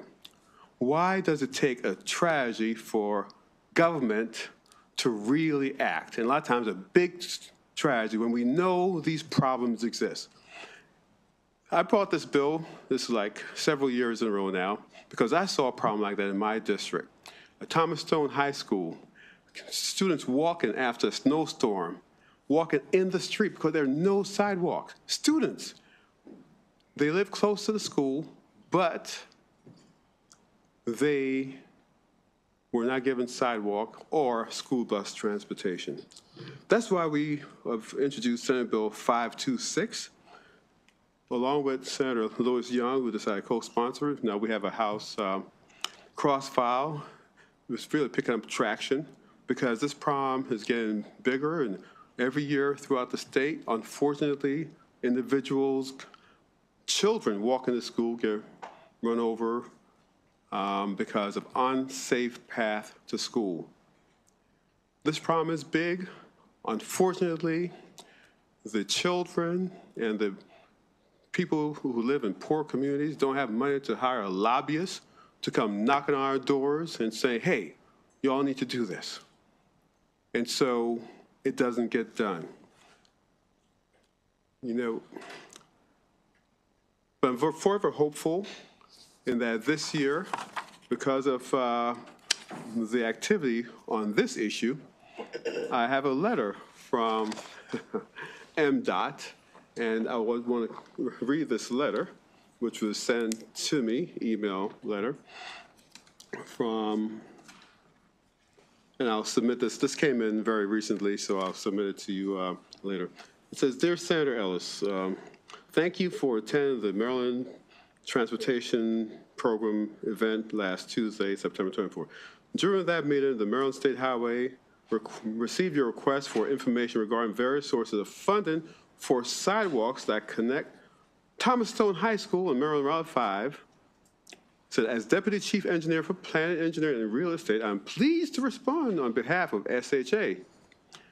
State Highway Administration, SHA, manages programs to advance the design and construction of sidewalks, including Fund 33 and Fund 79. Did anyone hear about these funds, 33 and Fund 79? I didn't, but they're there in the state budget. He goes on to say, both funds are managed by SHA State Office of Highway Development Projects, are determined on a first-come, first-served basis, whereas Fund 33 upgrades existing sidewalks and Fund 79 funds new construction. And it's talking about my particular school. Thomas Stone High School does not have sidewalks along the school frontage with Maryland Business Route 5. Well, that's why I put in the bill. It doesn't have sidewalks. And it's good to get confirmation from State Highway. Anyway, Thomas Stone High School does not have sidewalks along the school frontage with its business road and could be eligible for Fund 79. And they go on about how to get access to Fund 79. Also goes on to say, State Highway also manages Transportation Alternative Programs, the Transportation Alternatives Program, a competitive grant program to support the design and construction of sidewalks or shared use paths. As a Maryland jurisdiction, Charles County is eligible to apply for TA funding for projects which create safe routes to school. Eligible projects would include a school access safety plan, as well as design and construction of sidewalks and crosswalks, which is described in this bill over the last few years. The annual grant application process begins in spring with application submittals and selected projects awards announced in fall. So please visit this website for more information. And so it's amazing that, we have these resources available and the county's coming and it's too expensive. We can't do anything. It's too much, too big. The state is dumping all these expenses, unfunded mandate on us. When the state have this money in our account, it won't be unfunded. They just need to care about those students that they're sending to school every day that don't have a safe passage to school. And with this information coming in, I will work on amending this bill. I'm not sure exactly how it is, but it takes activism like this for us to bring these issues to the fore. State counties, state, work together and solve it. Don't just bring off the boilerplate objection to bills that cost money without even looking into it, not even working with the counties, not even saying, hey, what can we do to address this problem? This is not something that's in the imagination of Ellis. The State Highway just wrote and said, hey, we know this school on a major state highway don't have sidewalks, which our children have to go on. And we need to work on a solution. That's why we get paid to come with these solutions for our constituents and do our best to make sure a parent does not have to bury a child because they did not. The government did not provide a safe access route to school when the state have resources in these funds, Funds 77 and 43 and 79, it's available. Let's really see what we can do to fix this big problem that exists in Maryland. So all being said, I ask for a favorable report, colleagues, on Senate Bill 526. Okay, Senator Ellis, thank you. We've got Senator Watson itching to ask a question. Thank you, Senator Ellis. And I always appreciate, your thoughtfulness about suggesting your bills. Is it possible this bill could just be a local bill, not a statewide bill? Well, it's possible, yes. It's possible to be a local bill. Well, because Pullen is unique to your district. I'm sorry? Pullen is unique to your district. Pullen, what's the school you said? Oh, Thomas Stone High School. Thomas Stone, I'm sorry. Thomas Stone is unique to your district. Yeah. And most decisions about sidewalks and crosswalks and those types of things are usually made by local zoning authorities within each individual county. Your bill, in effect, would usurp local authority to do that. And for me, that's problematic. Now, just like in your area, because you got a lot of rich folks in your area, but the older communities without HOAs, many of them do not have sidewalks because they were established so long ago. Many counties with newer developments have criteria that sidewalks will be in there based on the number of kids expected, whatever criteria that they have. But it's my understanding, at least in Prince George's County, they're very thoughtful about determining which communities have what. My other concern is if you have an older community that does not have sidewalks, they would be required to put sidewalks in. Is that correct?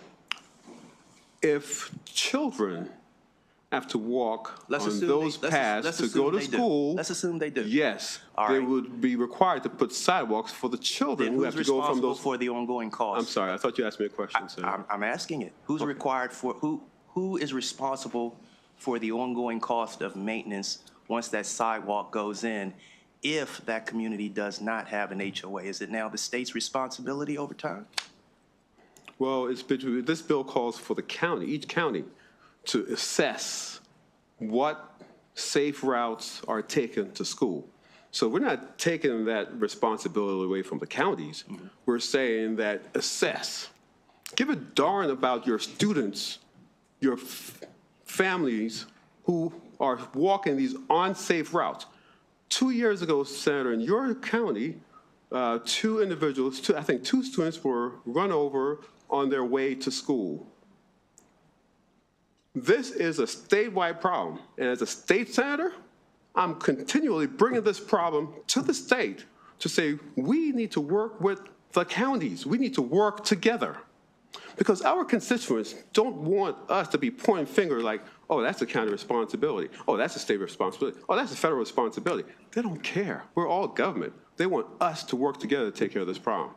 So I understand what you're saying, and this bill does not take the county's responsibilities and put it at the state. The bill calls for the counties to assess these safe paths and to go after funding, which we now know that the funding exists at the state level because the counties always complain of unfunded mandates. And so that's why I read this letter. But I believe it's a responsibility of us as government officials to make sure that things happen. Thank you for your tenacity, Senator. Good. You're welcome, Senator. Any additional questions for Senator Ellis, sponsor? Okay, seeing none, that concludes bill hearing on Senate Bill 526. Thank you. We got a bit of a queue forming here of senators, so I'm going to call folks in the order they came in: Senator Folden, and Senator Jennings, then Senator McKay. So Senator Folden, we're on Senate Bill 386. I've got one panelist, Laura Wilt. And there's one additional witness signed up. I'm not sure if he's here. Kurt Wolfgang signed up favorable. I don't know, is Mr. Wolfgang here? He's virtual now? Okay, he's converted from in-person to virtual. But Senator Folden, we're on Senate Bill 386, and the floor is yours. Thank you, Mr. Chair, Madam Vice Chair, esteemed colleagues. I feel like I'm about to disappoint you because I don't bring that same type of enthusiasm that I just saw. So I want y'all to be aware that I'm going to apologize in advance. Okay? All right. So before you today, we have SB 386, which deals with notification of reportable offenses to and making alterations to the reportable offense code as far as our students are concerned. And the reality is we are having escalating student crime, juvenile violence happening across our state, and the school systems are not being made aware and to make proper decisions to protect our children. And I'll just give you two recent examples, and then I'll turn it over to Ms. Wilt, who has a much wider breadth of understanding of what we're dealing with in her capacity. So in Howard County, just recently, just last year, the last school year, we had a student who was arrested on school grounds with a gun in his backpack in the school. This person was also a suspect and had an ankle monitor and was a suspect from a homicide in Anne Arundel County. We should never have a time where our children are put in danger because the school board or we didn't do our due diligence to protect those that are there to learn, that are young and innocent. We had 2 years ago, the young man from Baltimore County, child sex offender, had molested young children, 3 years old and 2 years old, I believe, as I recall, twice. That person then was admitted into school, a 14-year-old, without us doing our due diligence to keep and protect our children safe in this learning environment. It is paramount. Our responsibility to protect them in these venues should be our first tenet of responsibility to ensure they have a safe place to learn and thrive. And if we have to upset someone because they have violated other one's trust to make sure that the school board is notified so that we can then properly maintain and keep an eye on them so that we don't recklessly, and I will repeat that, recklessly endanger the well-being of others, then that is our job. That is what we do, and that's what this bill is about. It'll allow this process to be open and evolving to make sure that these notifications are being made and we are putting the proper officials on notice to be able to put safeguards in place for those in school with this person, offender. So with that, I would strongly implore you to move this bill favorably, and I look forward to a lively discussion about this if you choose, and look for a favorable report on SB 386, and I'll turn it over to Ms. Wilt. Okay, Ms. Wilt from the Frederick County State's Attorney's Office. Yes. Welcome. Thank you. You're going to be on the 2.5-minute clock, so why don't you start? All right, thank you. I'm the Chief of the Juvenile Division, and I appreciate your time, Senators. I am Get close to the mic because we're streaming it all out here, so, okay, go on. All Start right, again. I am here in support of this bill. I think Senator Bolden spoke clearly to why. And so I hope I'm able to address the technical part of why this bill is effective, and it addresses some major gaps in the current statute. Education 7303 already tells us, the law already says, law enforcement has to tell the school when there's an arrest for a certain crime, if it happens off school grounds. 7303 already says the state's attorney's office has to tell the school, if it goes to court, what the outcome is at the end, the disposition. There is nothing that notifies the school for the vast majority of cases that are handled by DJS informally. I mean, most people believe juveniles should be given, a second chance in diversion. Lots of programming occurs for juveniles without the court being involved. Right now, when you look at the statute, it says law enforcement has to tell the school, and then the state's attorneys have to tell you what happens after court. There is a gap where the Department of Juvenile Services does not send a notice. So for the majority of cases that the case is closed after 90 days, the victim doesn't want to proceed, the case is closed, all of those resolutions that happen informally, there is no official notice to the school. So I would argue that in that part of this provision, actually helps the youth who is accused just as well as the school getting accurate information. Then the second part of this legislation addresses the fact that there's no notice, no information given to the school whatsoever for any of this list of crimes if it happens on school property. So what I have seen over and over again are, for one example, an assault that's reported to school staff. He said, I was assaulted in the bathroom. We bring him to the Child Advocacy Center. There he discloses it was actually a sexual assault and a rape charge ensues. The result is that we, law enforcement, was not permitted under this statute to tell the school that a sexual assault had occurred. I could not share, after that case went to court, anything. So that's a situation where the families are going into school saying, well, this is what happened. And then the other guy, this is what happened. Court records, all juvenile records are completely confidential. So we can't give the victim the court record and say, here, show this to the school. All these records are confidential. We can't share them. So the fact that it happened at a school, we need to close this gap. Don't allow our schools to operate on rumor and secondhand information. Give them that official notice so that they can make the right decision. The only other thing I want to point out is that COMAR is 13A 080117 is the regulation that requires the school to handle this information in a very particular way, very careful. It applies, it gives them the right to bring their attorney. They have appeal rights. So there are regulations in place to protect the students involved. Thank you very much, and I urge your support of this bill. Okay, thank you. We do have some questions. Before we take questions, we do only have one additional witness virtual. Let's take Mr. Wolfgang's testimony, and then we'll open up to questions. Mr. Wolfgang, you've got 2.5 minutes. You're signed up a straight favorable, so why don't you... Thank you, Mr. Chair. Can you hear me? Yes, sir. We can hear you. Thank you. I appreciate the opportunity to be in front of your committee. I have been testifying on behalf of crime victims for 43 years now in the Maryland legislature. I don't think I've ever had the pleasure of being before your committee, and I appreciate the opportunity. I also appreciate the opportunity to follow behind two champions of criminal justice, Senator Folden and Laura Wilt, who is a famous prosecutor in the realm of juvenile justice, and in Annapolis often to testify as well. We appreciate that. This is a common sense bill. I know you hear that a lot, but it is.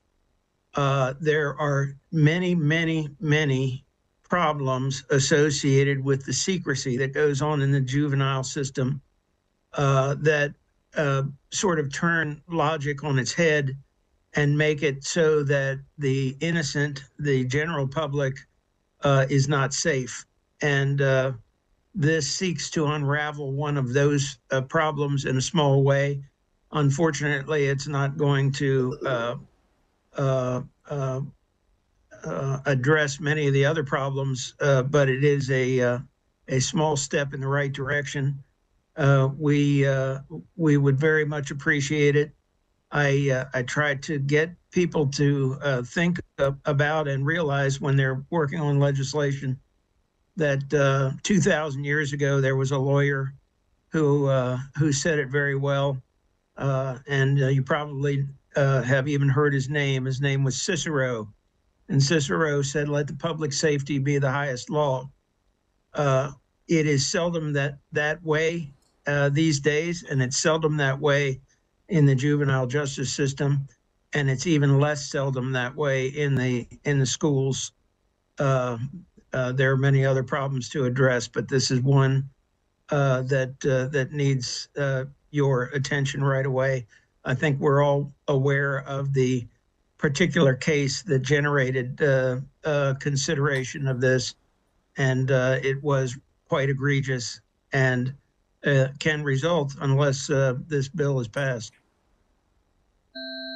Okay, thank you, sir, for your testimony. We're going to start with Senator Watson, and then we'll go to Senator Attar, and then Senator Carozza. Okay, so Senator Watson. Folden. Thank you, sir. However, my question goes to our famous prosecutor first. I don't know about all that. No, this has been an ongoing issue, and I appreciate the intent of this bill, and I was asked to co-sponsor a similar bill, but I had one concern, and maybe you can clarify it for me.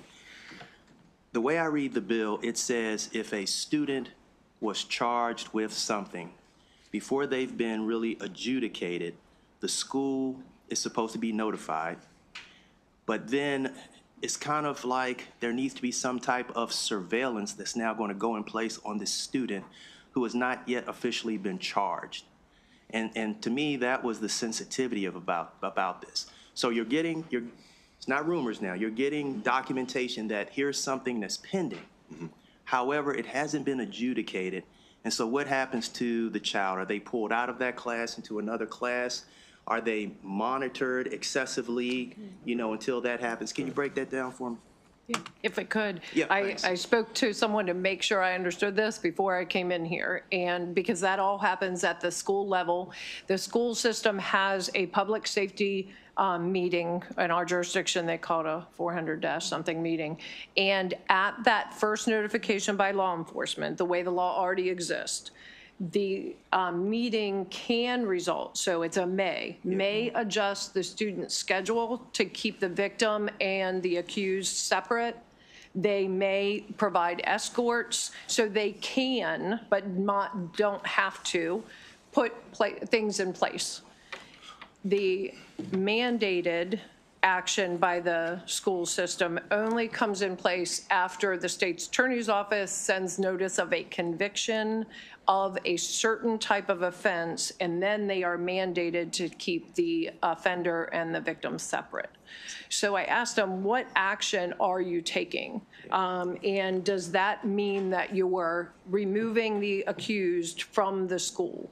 And he said, no, that's the last resort. You're separating them, you're providing escorts, if they are in every single class together, then you're gonna have to consider changing schools. But it's not ending education, but you're going to have to figure a way to separate them. So the complete changing of a school is only when they have to, because they're in exactly the same class. And this is all done at the local level, no involvement from the State Board of Education, right? No, and the COMAR is very clear about who has to be involved. So when the notice goes to the superintendent, only the principal then is told, and then they designate who can be at the meeting and who can participate, to include the parents. So there is a chain of custody with respect to that information? Yes. Okay. Yeah. So to just close up on something, Senator, is, she's speaking very correctly on when there's sensitivity involving two students, when there's an offender and the victim within the same school. Yeah. However, I want to just be clear that when they're charged, there's many times charges, and this is kind of the gap that we're getting into, because this bill is also relative, is that DJS is dismissing them before there's an arrest, and then depending on their procedures, like if the parent doesn't show up for the hearing, they'll dismiss the charge. Not hold the juvenile accountable, not have accountability of that, but this is a past practice that's been going on. And so depending on some of these crimes that are happening, if it's something where there's not a victim in school, carjacking, other things, where they may want to be aware of some of these activities, to just be hyper vigilant in the protecting of making sure they don't have guns or making sure they're not having other things. That's a part of what that plan and that discussion is about as well. So if it does involve two students in the same school, yes, the plan is put in place. They do their best to, be as least disruptive as can while still maintaining the education for both. However, on the instances that happen outside the school, those are the instances that are getting, unfortunately, overlooked as well, is that we're heading where there's attempted homicide. And the person's then arrested a couple months later with a gun in his backpack in school. This should have, it was preventable, should have never happened. So that's what this also addresses, is having those strategies in place to make sure that the school resource officer is aware, hey, this person was arrested, this is what their charge was, just be hyper vigilant for the safety of the whole community in that school. Thanks for your answer. And I'd like to talk to you offline, because absolutely, DJS could still not make a decision. Absolutely. And so my challenge is, well, you've put these precautions in place at the school level. DJS has either dismissed the charges or has chosen not to act. So now what happens? Is this guy or gal perennially followed around? When does the oversight stop? Well, How do then- we get back to normal? That would be Then the considered school would have- adjudicated at that point, so. Yeah, and the school would have the notice that it was that it's done. officially closed. So right now, they don't get that notice from DJS. I got it. Yeah. I got it. That's Thank the you. problem. Thank Part you, of it. Senator. Thank you. Great Okay, bill. Thank you. Let's go to Senator Attar, and then we'll go to the other side. Thank you, Mr. Chair, and thank you, Senator. I thought my question was answered when he had asked this question, and then Senator Folden, you wanted to clarify. Now I'm confused again. Oh, no. So whenever, for the reportable offenses, right now it's law, whenever there's an arrest, it's reported to the school, right? Not if it happens on school property or during a school event. Okay, so put that side of the bill aside. The first part of the bill is trying to let DJS be the ones to report it to the school, but I thought the police officers have to do it. Right, the police do the official, somebody's been arrested. And they tell the school. And then, so say that happens January 1st. Okay. And then 2 months later, DJS says, we have decided we agree to stay separate. We're just going to keep the case informal. The school never gets another notice. Okay, they so know about you're an trying arrest. to change, let's say the outcome is there was a conviction, so now the school can then go do what they need to do. That's what you're trying to change. The school is aware of the arrest, but you're trying to change the outcome because let's say there was a conviction. Because this bill is not going to change whether or not DJS is throwing out cases. Oh, not at all. It's not going to do that at all, but it will maintain the notification process and make it DJS inclusive and required to make that dispositionary. Okay, so the for school is being disposition. informed originally, but, okay, I understand now. Thank you. So for like 80% of the notices by police, they're not getting a follow-up Any with what the follow-up, heck so it's just happened. left open. Okay, let's go to Senator Carrozza, then Senator Hester. Thank you, Mr. Chair, and Senator Folden, thank you for this bill. Two quick questions. One is from the Public School Superintendents Association. They are on the record, and I actually met with one of my superintendents specifically about this issue, about the non-notification and the lack of communication. In their testimony, they not only say the current flow of information between law enforcement and schools is disjointed and needs to be vastly improved, they go on to say, and I think this is important for all of our committee, we respectfully request that the committee direct all parties involved in the implementation of this statute to work together to create an integrated system that ensures seamless and predictable communication. And they tie it to proper physical safeguards in school buildings while also protecting student confidentiality and allowing due process for all parties involved. This is coming from all of our superintendents across the state, so I have that question. And then for Ms. Wilt, since you do work with victims in your line of work, I thought it was significant that the Maryland Crime Victims Resource Center is in favor of this bill, and if you could speak to the victims first. But Senator Folden, if you want to talk about the superintendent's recommendations. Sure, thanks you for that question, Senator. So I think it just shows the importance of this bill with the school superintendents coming out in support and saying, look, this is a challenge. We're not getting clear communication. We're not notified when the dispositions are occurring, to be able to put these guardrails, if you will, of student safety. You know, they want everyone to grow up and learn in these environments that are safe for everyone. That's when they're comfortable, they learn better, right? When they're fearful, they're not. And the rumor mill is gonna happen outside of the scope of what this bill is about. You're going to have kids that are friends with this person say, hey, I heard this, or I heard that. But the reality is the notification process is about the facts of the case, that each school principal would be aware, and they would have a meeting and make the proper safeguards and put them in place. And for them to echo that sentiment, I think it shows the validity of we're not having a solution seeking a problem. We have a problem where our students are in very real danger, and we're trying to do the best we can to keep those vulnerable safe from those that are actually just, you know, maybe diversion works for them. Maybe that's a part of their plan, but we've got to know that the arrests are occurring, and if they're going into DJS and DJS is adjudicating it, great. But close that loop out so that the school then can continue on their path and their journey with all these kids forward in their learning. So I thank you for that, and I think it is important to see that their sincerity and their remarks are very important and common sense with this bill. The victims. Regarding the victims, I can just say month after month, case after case, the victims are asking us to communicate with the schools. You know, they're afraid. They're seeing these people on a regular basis. It's not just in the neighborhood, it's at school. They're worried about going to school. The kids don't want to go to school. Can't you? The request is always, won't you talk to the school officials? Tell them what's happening in court. And I can't. I can send this. 7303 allows me to send a letter. It is a very brief letter. It says on X date, this charge was resolved and how it was resolved. So I don't violate the confidentiality. So this would give at least the victims one additional way to clarify what's happening in the courtroom.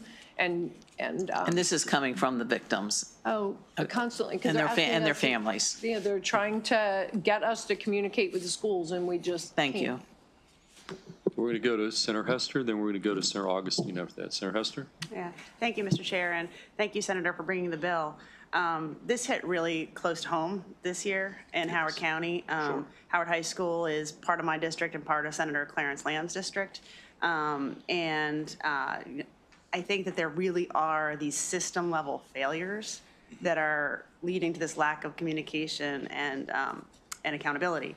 My question, I mean, like when our superintendent spoke, to the public, like he had no idea that there was a student, charged with murder in our school. Right. And the unfortunate thing is, when I talked to our state's attorney, is that because we couldn't put like extra, supports around this student, like he's now charged with an actual murder and looking at, a sentence which could have been prevented had there been supports to potentially keep him out of jail that second time. So it's a mess. But here's my question. We passed, recognizing the juvenile justice system needed a lot of work. Last year, we allocated $43 million for the creation of the Governor's Office of Children to ensure that there was a single entity responsible for tracking youth across multiple agencies and mandated the establishment of a statewide commission on juvenile justice reform. And so, like, what have they done? Yes, that is my question. So, great question, Senator. I will tell you that this has been a point of contention between members of my committee and when we had the juvenile secretary, Schiraldi, in front of us. That's the biggest problem we're having, is that we're not getting the outcomes. They're bringing up these new shiny ideas and we're never being told what the outcomes are. The reason I'm pushing this point is because, I mean, lots of the testimony says this is a complex issue. There's like 10 bills on this subject. I mean, there's 10 bills on this subject. We got to do something, right? Right. But some of the testimony says, why don't we put together a work group and look at this? Well, I think we've got a work group with $43 million trying to work on it. And there's no testimony from them. I mean, like, it's not working. There's yet. failures at different levels, and I agree with you. And I think that we need to do, and that commission, again, was this great idea that they wanted to put out in the forefront of the public. And the reality is the outcomes are not there. It's the new shiny object that everybody wants to talk about and be like, oh, look, we did this. But we don't have any outcomes to show that we're changing behaviors, that the outputs are actually being meaningful and enhancing student safety in our schools. I would argue that it's largely controlled by the agency that is the one being questioned. So I think there is one assistant state's attorney, which would be an agency that works closely with the Department of Juvenile Services that could call them to task. There's one out of how many people on that committee. So there's not enough voice beyond DJS in that committee. So if I can just, are you Let me saying add- that we need to look at the composition of this commission, which once again, we're spending $43 million on, like. If the commission has to exist, it should be a lot more balanced. Right, I mean, so I think that, just for the benefit of the members, like, I think I don't know. I mean, I don't, there's so many bills, like it's going to be hard to make a piecemeal decision, but we really should do something. Okay, Mr. Wolfgang, you wanted to weigh in, then we're going to go to Senator Augustine. So why don't you have the last word in response to Senator Hester's point, and then we're going to go to Senator Augustine. Thank you, sir. I just wanted to add that victims are not represented on that committee either, and we try to make ourselves available to serve on those things because it's a very different perspective that needs to be heard, and it's not. And without the prosecutor's input and without the victim's input, this concept of safety, public safety, is often overlooked in favor of the rights of the accused. Okay, Senator Augustine, question? Mr. Chair, Senator, just going back to why this is in here and not in JPR, you guys got your JPR stuff going on. Yeah. But in here, this is, the discussion is in the schools, obviously, the reason why it's in here. And both the superintendents, if we're actually, what they actually said, what they actually said and bolded is that in light of the numerous and varied proposals before the legislature this session regarding reportable offenses, we believe a task force should be convened and compelled to make recommendations focused on operational protocols for the dissemination and coordination of information. That's actually what they put in their letter, as what they really are saying.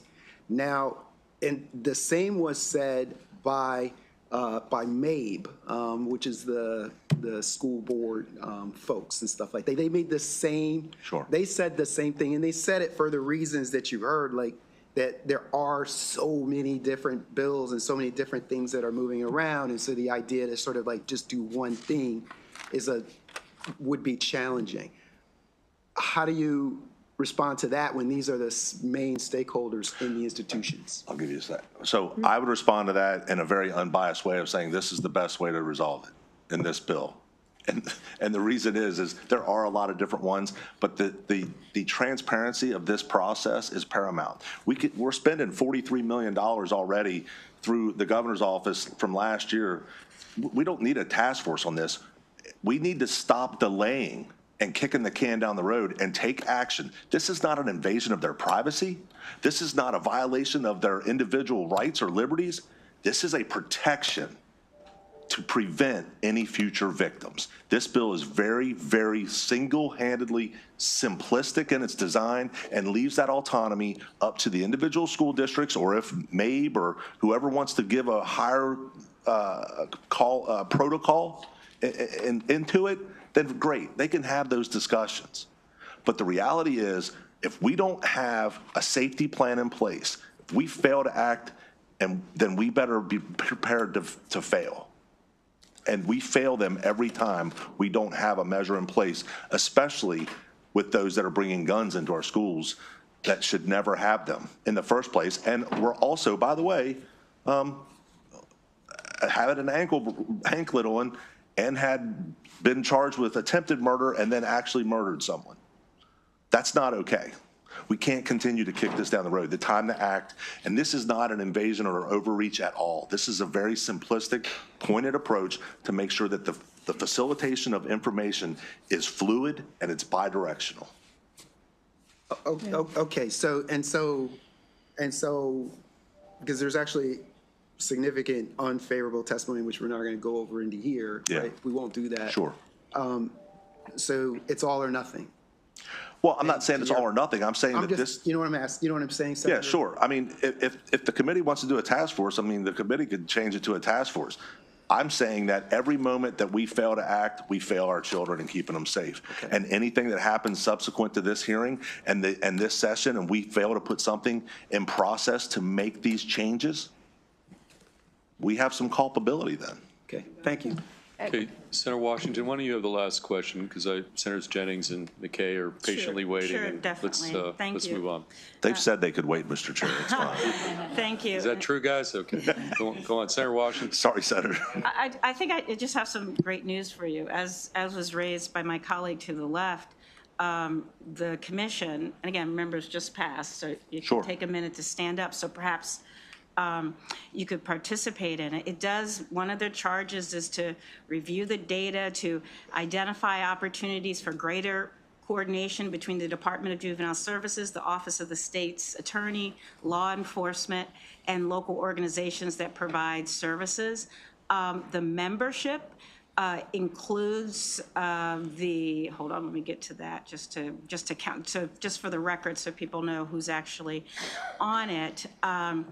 There is one representative of the Maryland Sheriff's Association, the Maryland Chiefs of Police Association, the Maryland Office of Public Defender, the Maryland State's Attorneys, one representative of the State Judiciary, Health, one local school superintendent, and one school principal among the others. So that to me seems like a very representative of all the stakeholders. And I just wanted to just provide that, and I wasn't sure if the senator was aware of that. Is that the complete list? Aren't there a number of Ms. Sweet, you got to. Right, there was there's, you know, a juvenile justice serving people. There are,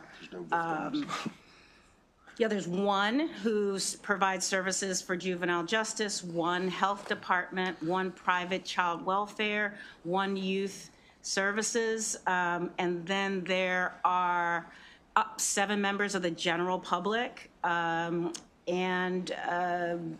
one person who, again, it's just the characterization to the committee was that it was, you know, just sort of, you know, inside, and it just looks, you know, balanced. So if there needs to be additions to this, or maybe you change that, but it does look like, I just wanted to clarify. It kind of resembles a task force.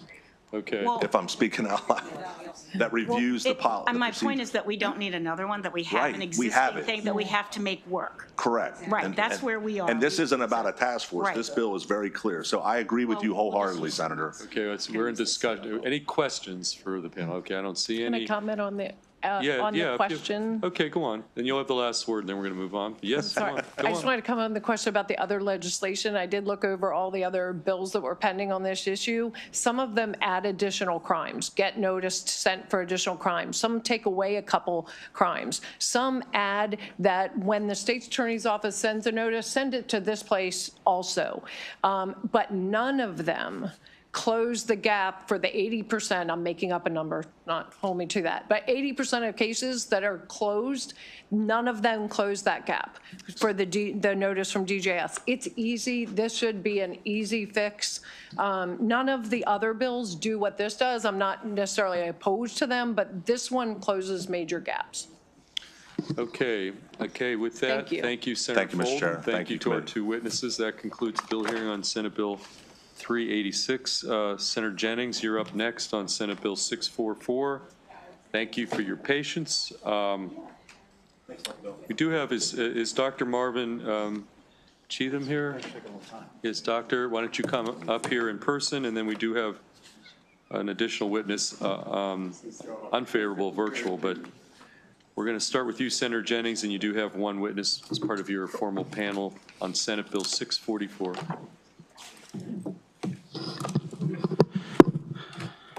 Thank you, Mr. Chair. For the record, Senator J.B. Jennings for Senate Bill 644. This bill's been in for many years, trying to get it passed. To give a little history on it, this goes back to the Safe to Learn Act of 2018. It was a bill that I worked very hard on after some tragedies both within this state and also around the nation, that we as a legislature decided we needed to take action and protect our children in our schools. And in that legislation, we made sure that we had school resource officers in all of our schools. And with that came state funding. That bill that I worked very hard on with some of our colleagues, the idea was to make sure that we had police officers in the schools that were armed to protect our children. Not all school resource officers are armed in our schools. And that's what this bill is trying to do, is make sure all of them are armed. But it's also preemptive to make sure that no county steps away from that. Some counties may decide to step away and say, hey, we don't want that. But because they're getting state funding, I think they should keep them. Again, This is about school safety. This is making sure that these children are protected when they're in a school. I sit before you as a senator that unfortunately has had 2 shootings in 2 of my high schools. In 2012, Perry Hall High School, I was there within 45 minutes after a shooting. They were still evacuating children. Fortunately, that child that was shot survived. But this past September, sitting in my office where I live 3 miles away from Joppatown High School, I actually have a scanner that, from my time in the fire department, that I still keep on. And I heard the call come out for Joppatown High School for a shooting. And listening to the scanner, realized that it was a true live shooting incident. And I responded, was down at the school within about 20 minutes afterwards, and realized that student was not going to make it. And unfortunately, I had a fatality at that school. I take this very seriously. And I want to make sure that we protect these kids. Now, some people have said, hey, I'm singling out one jurisdiction. I want everybody to know. Most jurisdictions in the state use the term SRO, School Resource Officer. One jurisdiction has not. They call it by their jurisdiction name, police officer. That's why they are named out in this bill. That's the legal term they've used. I'm not trying to single out a jurisdiction. I'm just trying to make this a statewide bill so that we protect these kids. You know, ironically, when I put this bill in last year, the day after we had this hearing was the day that we had the bomb threat here. And we had more police officers on this campus with firearms than I've ever seen before. And nobody complained about that. Everybody felt safe, that they were being protected. And that's how I want to make sure these kids feel. That's why I have this legislation, is to protect kids. So with that, Mr. Chair, I ask for favorable consideration. Okay, thank you, Senator. Doctor, we're going to take you next. And you've signed up favorable. Thank you so very much for having me. Yes. They don't care about us. It's a song written and sung by Michael Jackson. Maryland Democrats in general and African Americans in specific seem not to care about black students regarding public school resource officers' firearm requirements. On January 12th, 2025, a 15-year-old boy is accused of shooting and killing 38-year-old Jamal Davis. The alleged shooter resides 1 block away from George Washington Carver Vocational Technical High School and from 2 blocks away from Matthew Henson Elementary School, where I served as a neighborhood president of the largest community in the city of Baltimore, 36,563 residents, the largest density community in Baltimore City. Less than 1 month ago, January 16, 2025, 2 people were attacked, 4 injured. Outside again, Carver High School, 3 blocks away from where my community meeting was being held that evening. I could go on with incident after incident, especially in the Western District, that averages 40 homicides a year. 40 homicides a year for the last 10 years. I'm president of the largest community. We created our own crime plan. On that day, 524 with no homicides. However, I'm about to bring to you a virtually new impact on what's happening in our community. That impact is our students and our kids know that they can get in any school. Carver High School has 24 entrances. There's only 1 place in the beginning of the school that let you go in the front where you had to have a metal detector. Carver is just one of 35 high schools in Baltimore City. We really don't have any understanding as to what is going to happen if we don't do something soon. The crimes are not going down. Last February 21st, my community notified all of our elected officials that deal with crime. We told them, we have word, you're going to have an 80% increase in carjacking. It's going to come from carjacking from kids. That's what we have now. We are warning you today. Our schools, many of our schools, starting with Carver, have so many entrances. If the entrance is not monitored correctly, we're going to have the sadness of sooner or later or it's only going to be a matter of time that someone is going to go into school and shoot. We're sad to say, year before last, a mother and father drive the school kid back to school with a gun. This is Carver High School. We're telling you, Carver, because it's in the Western District, we experience more crime and violence than anyone. And we're saying, folks, we need to do something before something's going to happen to our kids. Okay, thank you, sir. Doctor, we're going to take questions now. Senator Attar. Thank you, Mr. Chair, and thank you, Senator, for the bill. My understanding from reading this and from what you said before is that this is not just for Baltimore City, this is statewide, because I'm reading testimony from Baltimore City that they strongly oppose this bill because they're being singled out, and I represent Baltimore City, so I want to be clear. Baltimore City is specifically mentioned here only because they have a different name for their school resource officers. So this bill is requiring everyone around the state to do this. Yes, this is a statewide bill, but because Baltimore City calls their SROs, let me go to the page here, Baltimore City School Police Officer, that is why they're called out separately. Okay, and do you know how many jurisdictions don't carry weapons, don't have their school resource officers carry? As far as I know, one. Got it. Okay. Thank you. And I would, you know, if you want to put in another bill to change it to SRO for Baltimore City, so that way they're not singled out, you know. No, understood. I was sent their testimony. I saw it, and I've seen it. It's been put in year after year that we've dealt with this. They feel they're singled out, but that's just the way that, you know, again, they're. Got it. They call that's what they call their SROs. Thank you. Okay, Senator Washington. Thank you. Just to clarify, so Baltimore City Police are a separate police force. It's its own police department. It's separate. So it's not simply so Baltimore City Police, most jurisdictions, my understanding, SROs are possibly members of the police force or, you know, sort of combined. Baltimore City school police have they are a separate entity from the police department, similar to, well, it was passed a couple of years ago, Johns Hopkins University, as well as the MTA, you know, so there are a number of those. So that's one thing.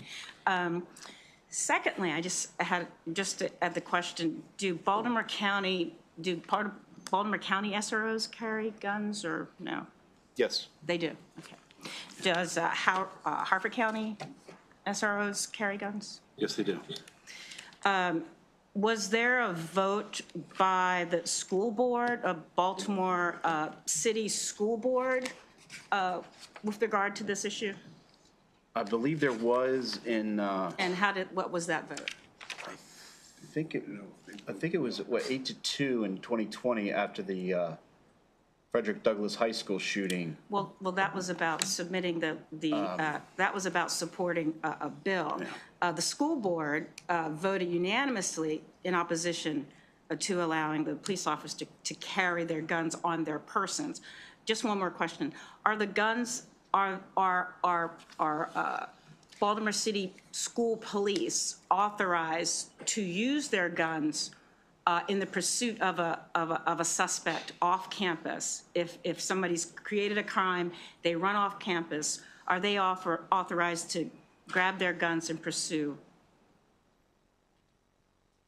Well, the answer is yes. So I just encourage you to. Okay. I mean, so it's just they're police officers. Make it very clear to my colleagues, this is about Baltimore City. This is not a Baltimore City sponsored bill. Our school board has made a position on this. The school, you know, at the moment, that's kind of where it is. So I clarify a couple things, Mr. Chair.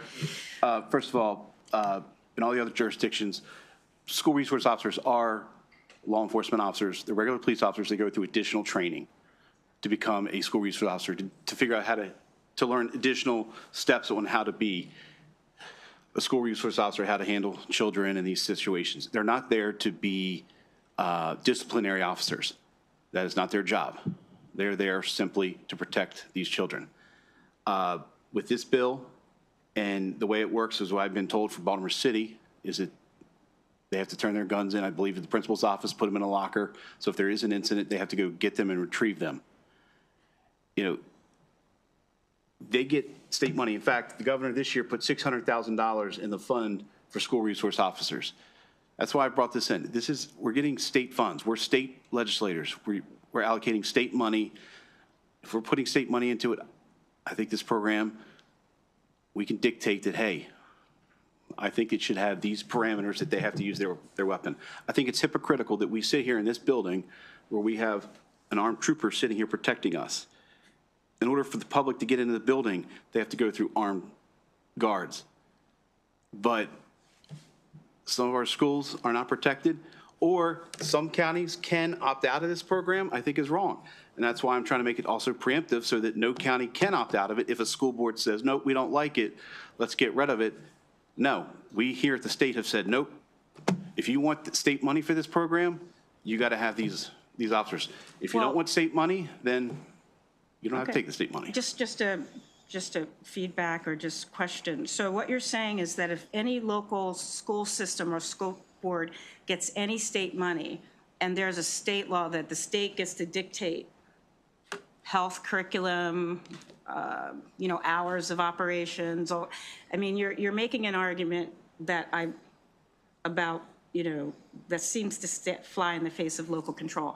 I just wanted to clarify for everyone that the operationalization of this is de facto a local bill. It's been determined by the board, and that's the reality of the situation. So thank you so much for that. Okay, we're going to go to Senator Watson next.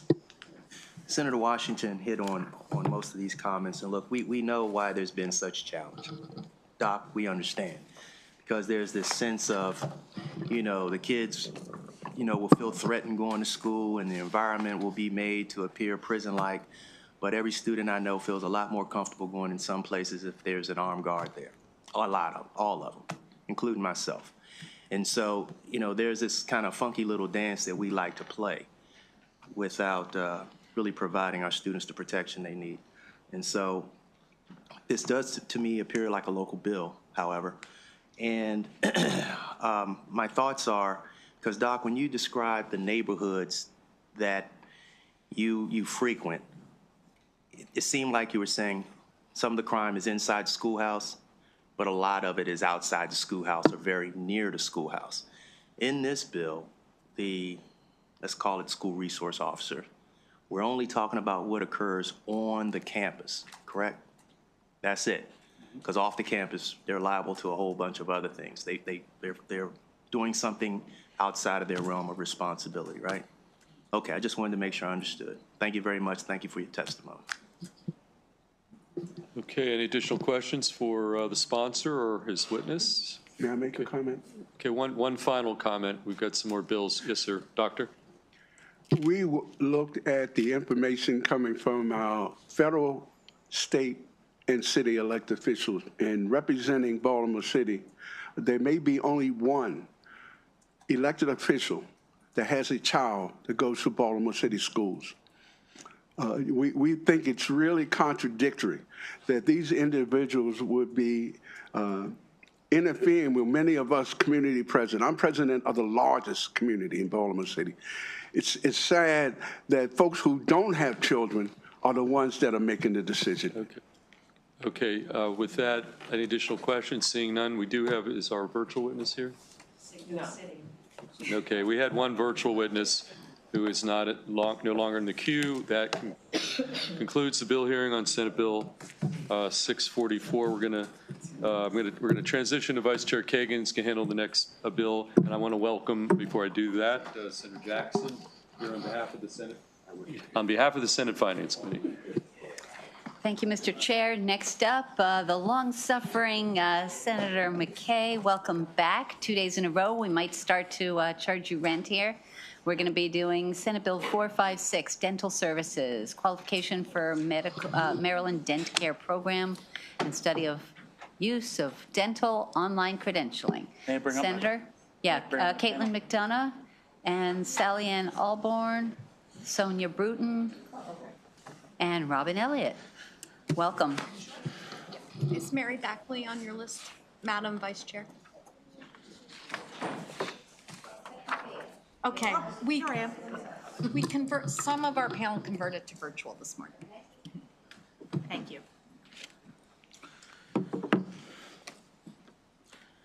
Well, thank you, Madam Vice Chair. Thank you, members of the committee. Glad to be here in a kumbaya moment type of bill. Please note that the community, there are 20 favorable positions on this bill in your committee testimony. Now, Senate Bill 456. Be here in a kumbaya. Who was that guy? So Senate Bill 456 expands the eligibility to also include part-time dentists and dental hygienists. It also establishes a loan repayment assistance and creates a study whether dental insurance carriers are using an online crediting system. This is another good bill that continues along the oral health vein from the smiling senator, formerly known as the dental delegate. Look forward to a favorable committee testimony or report on Senate Bill 456. Thank you. We'll go to Robin and then. Good afternoon.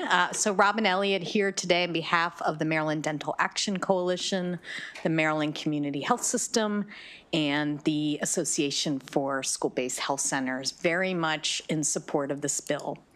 I'm just going to tell a little bit of an origin story about where this bill came from. We were not able to have Dr. Sonia Bruton join us today. She signed up. But she's ill, and she is the CEO of CCI, which is an FQHC in Prince George's and Montgomery counties. We have a couple people with us today online from Chop Tank Community Health System. So where this bill came from is that our community health centers are really struggling to recruit and retain dental practitioners. This includes dentists and dental hygienists. There's a wonderful loan repayment program in Maryland, and it provides support for people who work in practices and health centers that focus on Medicaid. Our community health centers have asked for this program to have more flexibility, to be able to recruit and retain people who work part-time. Many people have family obligations, and that they need to work part-time. We'll hear from some of them today. We do know that many people can have this need. It affects both women and men. Statistically, more women than men work part-time. It's just the way that we have structured things. And dental hygienists are largely women, 95%, and now a growing number of dentists, 56% of those who graduate are women.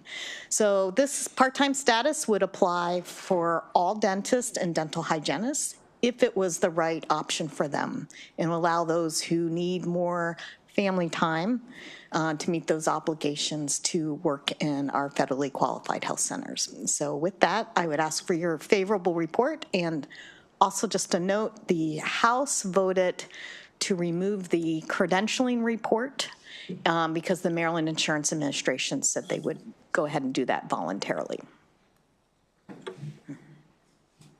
Sorry, I don't know which witness you are. Oh, then no problem. Good afternoon, Vice Chair Kagan and distinguished members of this committee. My name is Mary Backley. I am the Chief Executive Officer of the Maryland Dental Action Coalition, and I appreciate the opportunity to be here today in support of Senate Bill 456. I'd like to start off my testimony by thanking the bill sponsors, Senator McKay and his colleagues, Senator Malcolm Augustine and Senator Guy Gazzoni and Delegate Bonnie Cullison, for their leadership on legislation that established Medicaid adult dental coverage, and to this committee for its support of this legislation. Launched a little over 2 years ago, This program has been extraordinarily successful, with over 30% of the Medicaid adult population having received care through this program. Many of those adults had not had care for many years, and this will have a profound impact on their overall health and their quality of life. However, barriers do exist for greater adult participation in this program, particularly access to providers and clinicians in the safety net center system, which really does result in adults unable to secure appointments, or those that do secure appointments, extensive wait times to receive initial care. Safety net leaders have repeatedly expressed the challenges that they face in competing in the employment marketplace, and have expressed their challenges in expanding their workforce to meet community needs. Providing an opportunity for professionals to practice, to reside and stay in the community where they are rooted and reside, as well as be able to take care of responsibilities that really are required part-time. It was my fault. I didn't ask that the time be put on. If you can just wrap up a little, that would be great. Absolutely, absolutely. This bill will most certainly give the safety net centers the opportunity to serve a larger part of the population and community. So thank you very much for the opportunity to be here, and we respectfully ask for a favorable report. Thank you, Ms. Backley. We appreciate your testimony. We have a lot of witnesses online who are going to share their thoughts. They will all be on the clock for 2.5. Okay, but first we're going to go to Senator Augustine, who has a question. Just with the sponsor panel, is that okay? Go for it. Because they're here, and I just, first of all, obviously I'm, super, super supportive, and thank you for the bill, but we already know, I just want to make sure that you all speak to the concerns that MSDA has about the part-time and the potential impact. It's just, I think I want to hear your reply to their concern about the extension of the program to part-time and what it may or may not have an impact on the ability for folks in the rural areas and stuff like that with the limited funds that are available for the loan fund, which, of course, again, I'm super, super supportive, but I just want to hear your reply to what we're going to hear. Can somebody answer that? Go ahead, Robin. So I think what you may hear is a concern that part-time practitioners are less likely to stay in the community. When we looked at this issue, one of the things we looked at is what other loan repayment programs were doing. So we looked at the physician program, the PA program, and the nursing program. They all have a part-time component. Then we looked nationally. The National Health Services program has a part-time for dentists. And then about 13 or 14 other states have part-time options. So it does seem to be that flexibility is offered. And I think what we'll hear are the stories that practitioners who are very rooted in their community, they are taking care of children, they're taking care of parents. Being able to work part-time actually helps them stay. And we have not seen any data to demonstrate otherwise. So, we've heard from the FQHCs and we've heard from the practitioners that they would like this flexibility, and it could help.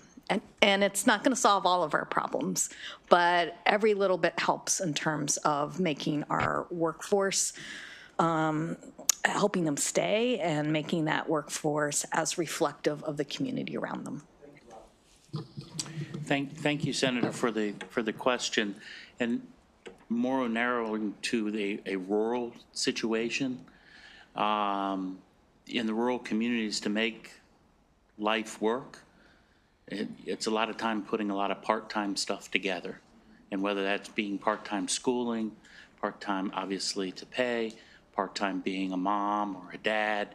And so what we have found through Allegheny College and their hygienists is that this exactly will help those people. I know there's limited funds, and I understand that if you're going to put more people in the pool, but I actually believe that from a rural perspective, it's actually going to make sure that they have the flexibility to stay in the program, because we all know life happens. Thank you. Thank you. Before we go to our virtual witnesses, I see Dan Doherty in the room, and he is signed up. Mr. Doherty, do you want to testify, or are you good? Are you here in case there are questions? Madam Chair, I'm signed up favorable with amendments. I'm glad to come after the people who are... Perfect. Okay, thank you. Wanted to make sure we didn't overlook you. Okay, Sarah Chick Harris, if I'm pronouncing that correctly, why don't you kick us off? You have up to 2.5 minutes. Okay, good afternoon, Senator Kagan and members of the committee. My name is Sarah Ches, and I'm currently the lead hygienist and the quality control for Choptank Community Health School-Based Dental Program. I grew up on the Eastern Shore, and I'm a first-generation college graduate. I wore the title of dental hygienist alongside the title of single working mother from the time my daughter was 2 years of age until she was 12. She currently turned 14 last spring. Life can be challenging enough in a two-parent household, but it felt even more challenging when I became a single mother. As I mentioned earlier, I'm a first-generation college graduate, but I was also fortunate enough to have parents that were able to help care for my daughter while I worked full-time. Working as a full-time dental hygienist not only gave me the ability to provide for my daughter, but it allowed me to start repaying the large amount of student loan debt I had incurred. Navigating the world of student loan debt was something my family was unfamiliar with, and I was unaware of state and federal programs that I could have applied for to reduce the amount of debt I had incurred. I can think of many milestones I missed with my daughter due to my needs to work full-time, to provide a roof over her heads, and to start paying back my student loans. Learning about this bill makes me wonder how many milestones I wouldn't have had to miss if I were able to apply as a part-time hygienist and awarded the funds from Maryland's loan repayment program. I've been a hygienist now for 18 years, and I can proudly say that 8 of those years have been working for Choptank Community Health, allowing me to make a difference in the community I grew up in. I love our mission at Choptank, the community in which we serve, and the services we can provide our patients with as an FQHC on the Eastern Shore of Maryland. My passion for our school-based dental program has only grown stronger since starting 8 years ago. It is for this reason that I can see myself working at CCHS until I retire. Everyone has a story, but I wanted to give some insight into the difference passing this bill could make for a first-time generation college graduate or for a single mother. This bill will not only make a difference for hygienists financially, but it also recognizes them for their educational and clinical skills. So I feel like why not allow dental hygienists to apply for Maryland's loan repayment programs and give them a few extra reasons to come and apply in the underserved communities and notice what a difference they can make. Thank you. Thank you. Okay, Dr. Morgan Rhodes. Good afternoon, Madam Vice Chair and members of the committee. My name is Dr. Morgan Rhodes, and I'm a full-time dentist at Choptank Community Health System, a federally qualified health center on the Eastern Shore of Maryland. Being fourth generation from the Eastern Shore, it was important to me to follow my passion in providing care to our underserved community. I found my job to be incredibly rewarding, but also difficult in balancing my career and personal life. I'm speaking today on behalf of my dental colleagues who feel the same sense of struggle between balancing the two.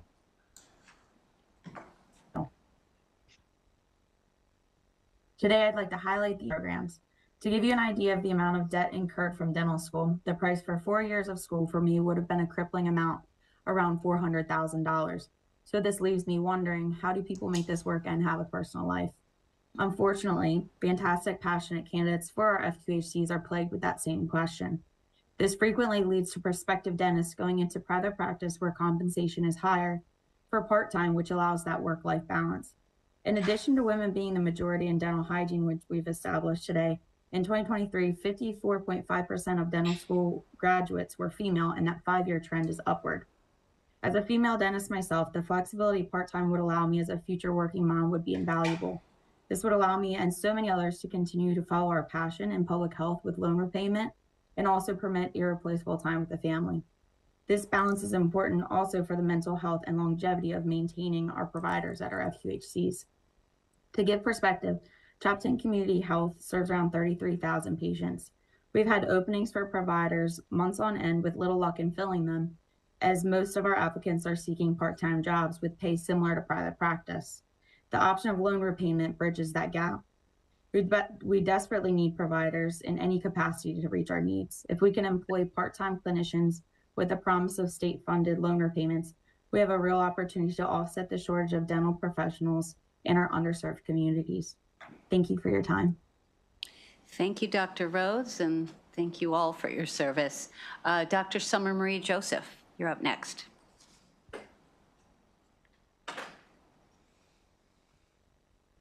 Good afternoon, Chair, Vice Chair, and members of the committee. My name is Summer Marie, and I'm a general dentist. I have a private practice in Aberdeen, Maryland, and I'm in strong support of Senate Bill 456, as it will expand the network of dentists who participate in dental Medicaid. So I knew when I graduated that I wanted to work with the underserved community, but I also knew that I wanted to own my own office. Many dentists, like myself, may have to move to an area away from their family and support system if they want to see Maryland Healthy Smiles patients and cater to the underserved community. Many dentists are female, and they're forced to work part-time if they want to raise a family and have no help to care for their children. In other cases, as was my situation, they have to work in other offices to supplement their income. So let me just explain further. So when I moved back to Maryland 7 years ago, I opened up a private practice that accepts Maryland Medicaid, but it was a startup office, so we didn't have a lot of patients at first. So I did have to work part-time in another office that did not take Medicaid to supplement my income, because, Medicaid reimbursement is lower than fee-for-service and some private insurances. But when the office became established after about a year or two, I was able to work in my own office full-time and stayed enrolled with the program, despite the many challenges, the high no-show rate and other challenges, because we realized that there is a desperate need for providers. There are some patients who drive, over an hour away just to see us. Many come from Cecil County and even the Eastern Shore. So, when they do find us, they say it took months to find us, and everywhere they called was not taking any new patients. So the network is in desperate need of expansion, especially in Harford County. And, Senate Bill 456 is a great incentive to do so. Not to mention, we do need more private practices to enroll in the program. So, there are some that say part-time workers will not stay in the area, but I'm testament to the contrary. If you have a private practice, you're more likely to stay in the area. Another point I wanted to make is that there is a significant lack of specialists who participate in the program, especially in my area. I have patients who need an oral surgeon who have to drive from over an hour away or just can't find one. The surgeons are filled to capacity. They have to stop taking new patients, and we deal with these challenges every day, and these patients have nowhere to go. So it's very difficult to practice as a general dentist without the support of local specialists. So Senate Bill 456 is, again, a great incentive to get specialists on board. Dr. Joseph. Erin Dorian, you're up next. Thank you, Madam Vice Chair, and good afternoon, members of the committee. I'm Erin Dorian, here as a board member of the Maryland Assembly on School-Based Health Centers in strong support of SB 456. MASBAC is an advocacy organization that promotes school-based health and school-based healthcare and supports the 90 school-based health centers across the state. About 1/3 of the school-based health centers provide dental care. More would like to offer the service, but face the major barrier of finding providers. As school-based health centers often only need part-time dental providers, opening up the Maryland Dental Care Program to these professionals would support recruitment and retention at these school-based health centers. For these reasons, MASBAC strongly requests a favorable report on SB 456. And wrapping up our favorable witnesses will be Sally Ann Alborn. Good day, Vice Chair Kagan and committee members.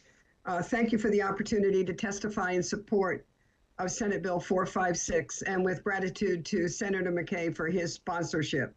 I'm Sally Alborn, and I'm the CEO of Maryland Community Health System, a network of federally qualified community health centers serving 265,000 patients annually. FQHCs are located in health professional shortage areas of the state and are often major providers of dental services to the uninsured as well as Medicaid-covered children and adults. Since the Medicaid adult program was implemented, the FQHCs have provided dental care to thousands of people who do not previously have access to dental services. However, we do not have sufficient dentists and dental hygienists to meet the need.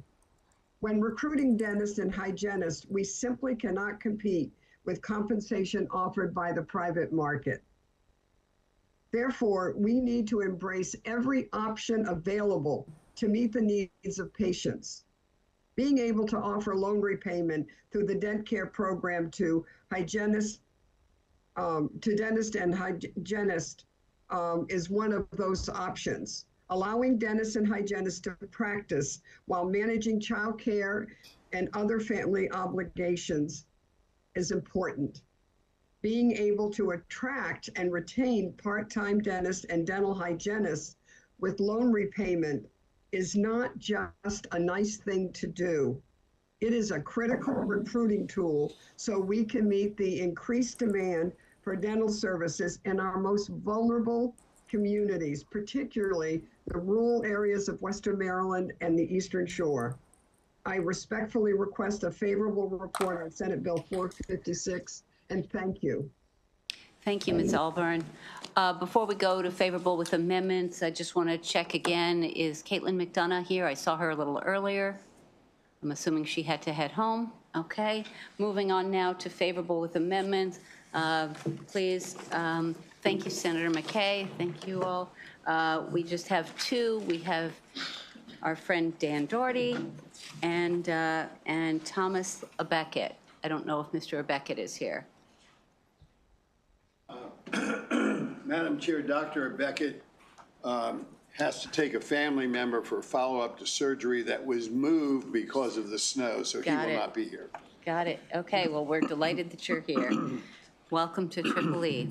I wish I had people to try and address more of the subjects than I have time to do, but Madam Vice Chair, Mr. Chairman, members of the committees, I'm Dan Doherty, representing the Maryland State Dental Association, favorable with amendments, but the amendments are very important to our position. Let me start first with the use of the term license in the bill. License, and it's the statutes quoted in my amendments that have been submitted with my testimony. A license includes every category of license there is: limited license, teacher's license, etc. Limited license is a license that's issued basically in three categories. One, dental students that are waiting to get their general license and they're allowed to practice for a very short period of time. Second is the initial area of limited license, which were pediatric residents from out of state who are in the pediatric program at the University of Maryland Dental School. And in order for them to get experience and also deal with the underserved, limited license was created for them. And then in the last year or two, it was expanded to include internationally trained dentists. Now, these dentists are individuals who have to meet qualifications that they lack because of whatever their training was before.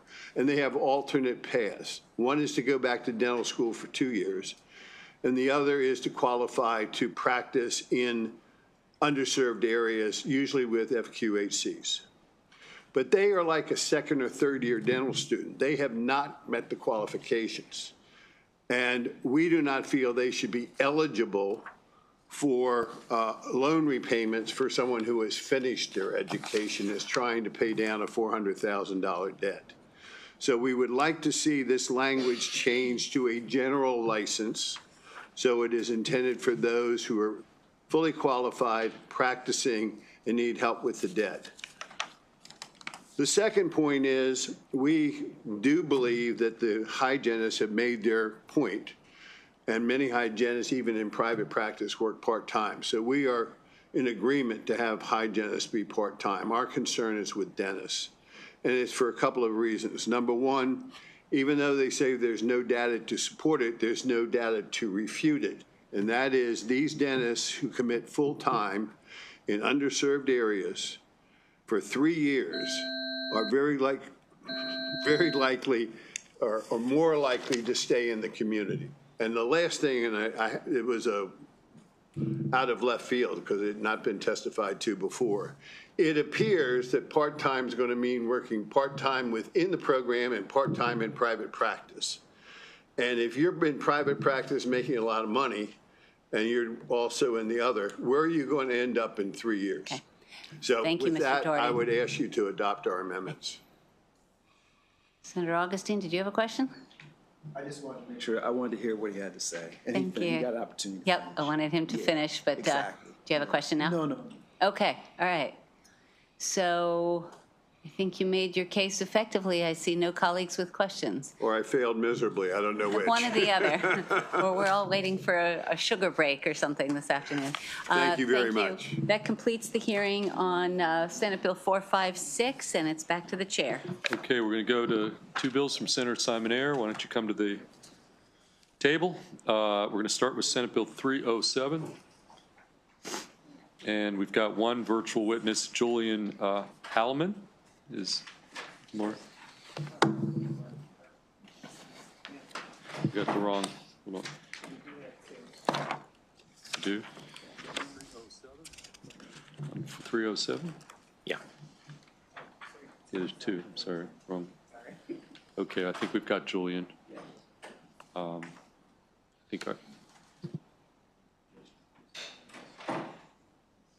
Okay, Senator Simon Ayer, you start, and we've got one witness virtual part of your panel, so take your time.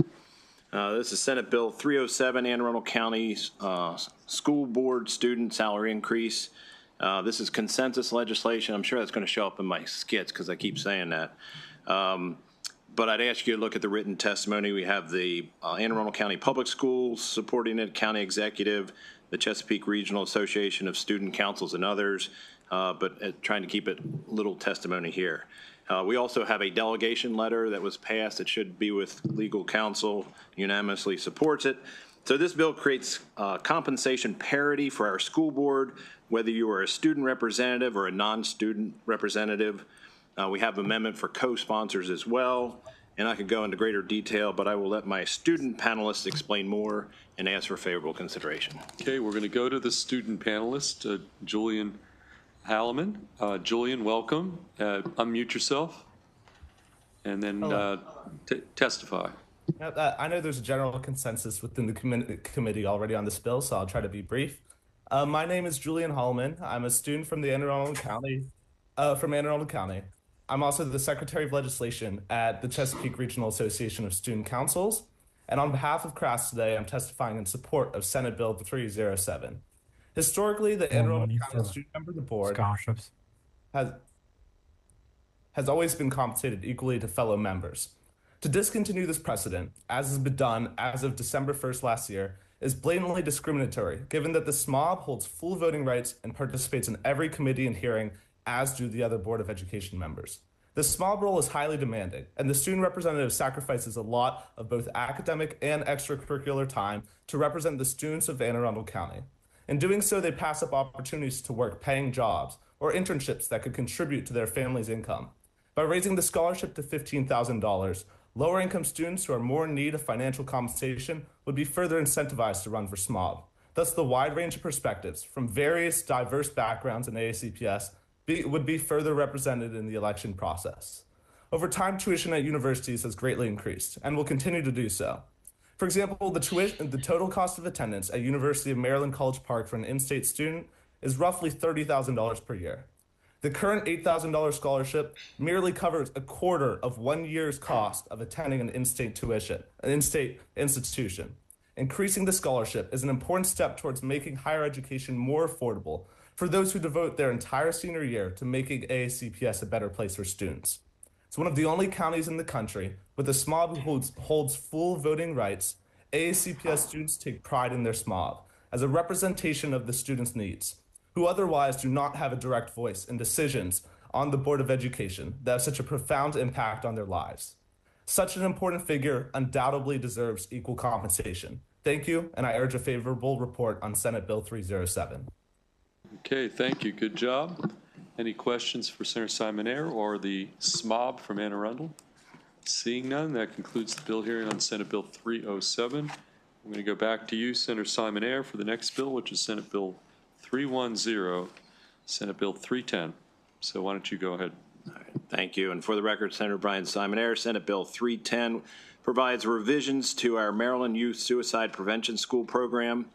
And out of the respect for the committee, I have had most of them put written testimony with a few testifying. But please look at the written testimony as the wide range of support. We have the Department of Health, we have education, medical, mental health, and even casino operators. Two issues that I've brought before the committee over the years have dealt with, even though they're separate, they often intersect: suicide and gambling. Last year, you helped me pass Maryland veteran suicide prevention legislation. Suicide is a tragic end to anyone's life, whether a veteran, neighbor, or student. In Maryland, we created the Maryland Youth Suicide Prevention School program to provide guidance on suicide and the various influences that lead to it. This bill updates the program, which has not been updated since 1996, and brings it into the 21st century. More than 10 years ago, after this program was established, the people of Maryland approved casino slot machines. A lot has changed since then, with table games, more sites, and even more ways to gamble, so much more that we bring in $1 billion of revenue. Additionally, more than 15 years after this section was revised, the Blueprint for Maryland Future was passed with its insight on youth suicide. However, the legislature hasn't updated the Maryland Youth Suicide Prevention School program since 2008. Therefore, this bill does two things. One, it incorporates the Blueprint's language on youth suicide into this program. And two, it adds gambling addiction to the list of awareness that can contribute to youth suicide. I've worked with the stakeholders on a clarifying amendment which doesn't change the intent of the bill. In Maryland, we have a perfect storm of trouble for our youth. We have suicide among our youth being too high, and we have gambling being more and more accessible each year. There are studies showing gambling addiction can lead to youth suicide with increased pressures. We also see that young adults ages 18 to 25 are the most likely age group to become addicted to gambling. These are our high school graduates. When I joined the Senate, we had the lottery and horse racing. Today, we have expanded gambling across the state, including sport betting from our couches. This bill is not mandating, but it's a small step to bring more awareness and recognition of the potential issues of youth gambling. When it comes to gambling addiction, I believe prevention is so much better for Marylanders than millions in treatment after the addiction is created.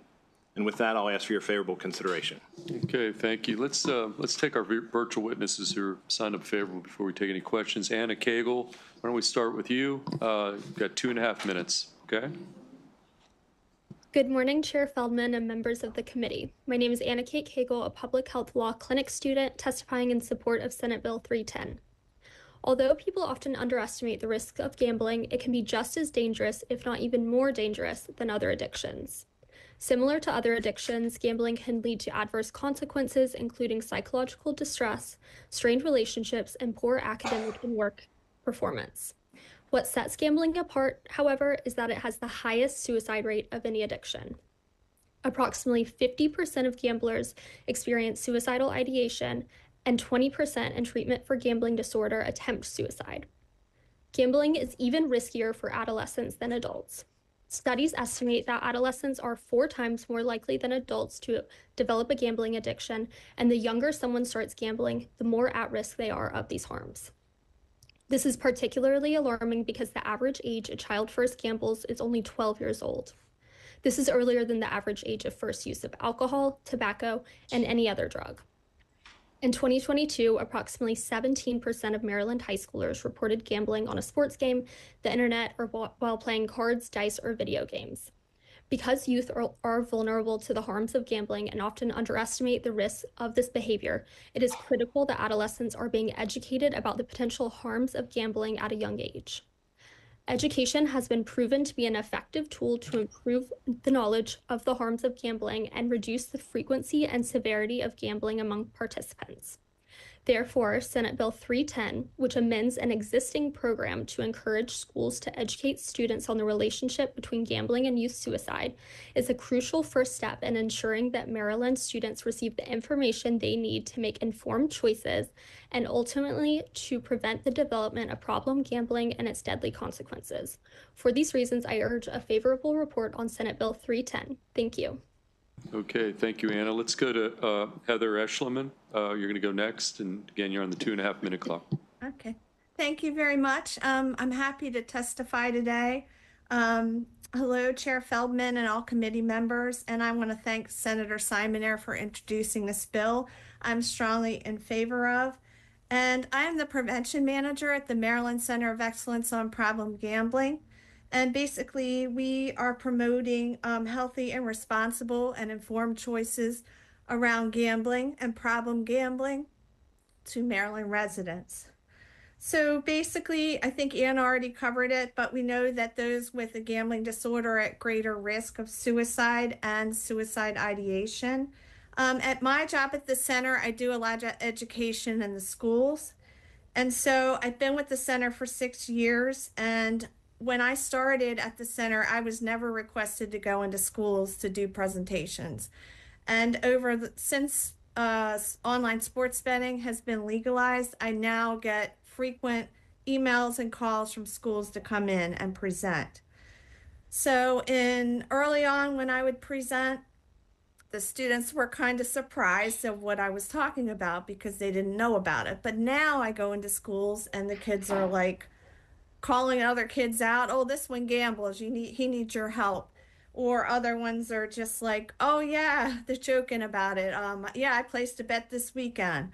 And they're telling us that their parents and older siblings or friends are opening accounts for them so that they are gambling, and they're seeing these commercials, so they're enticed to also participate.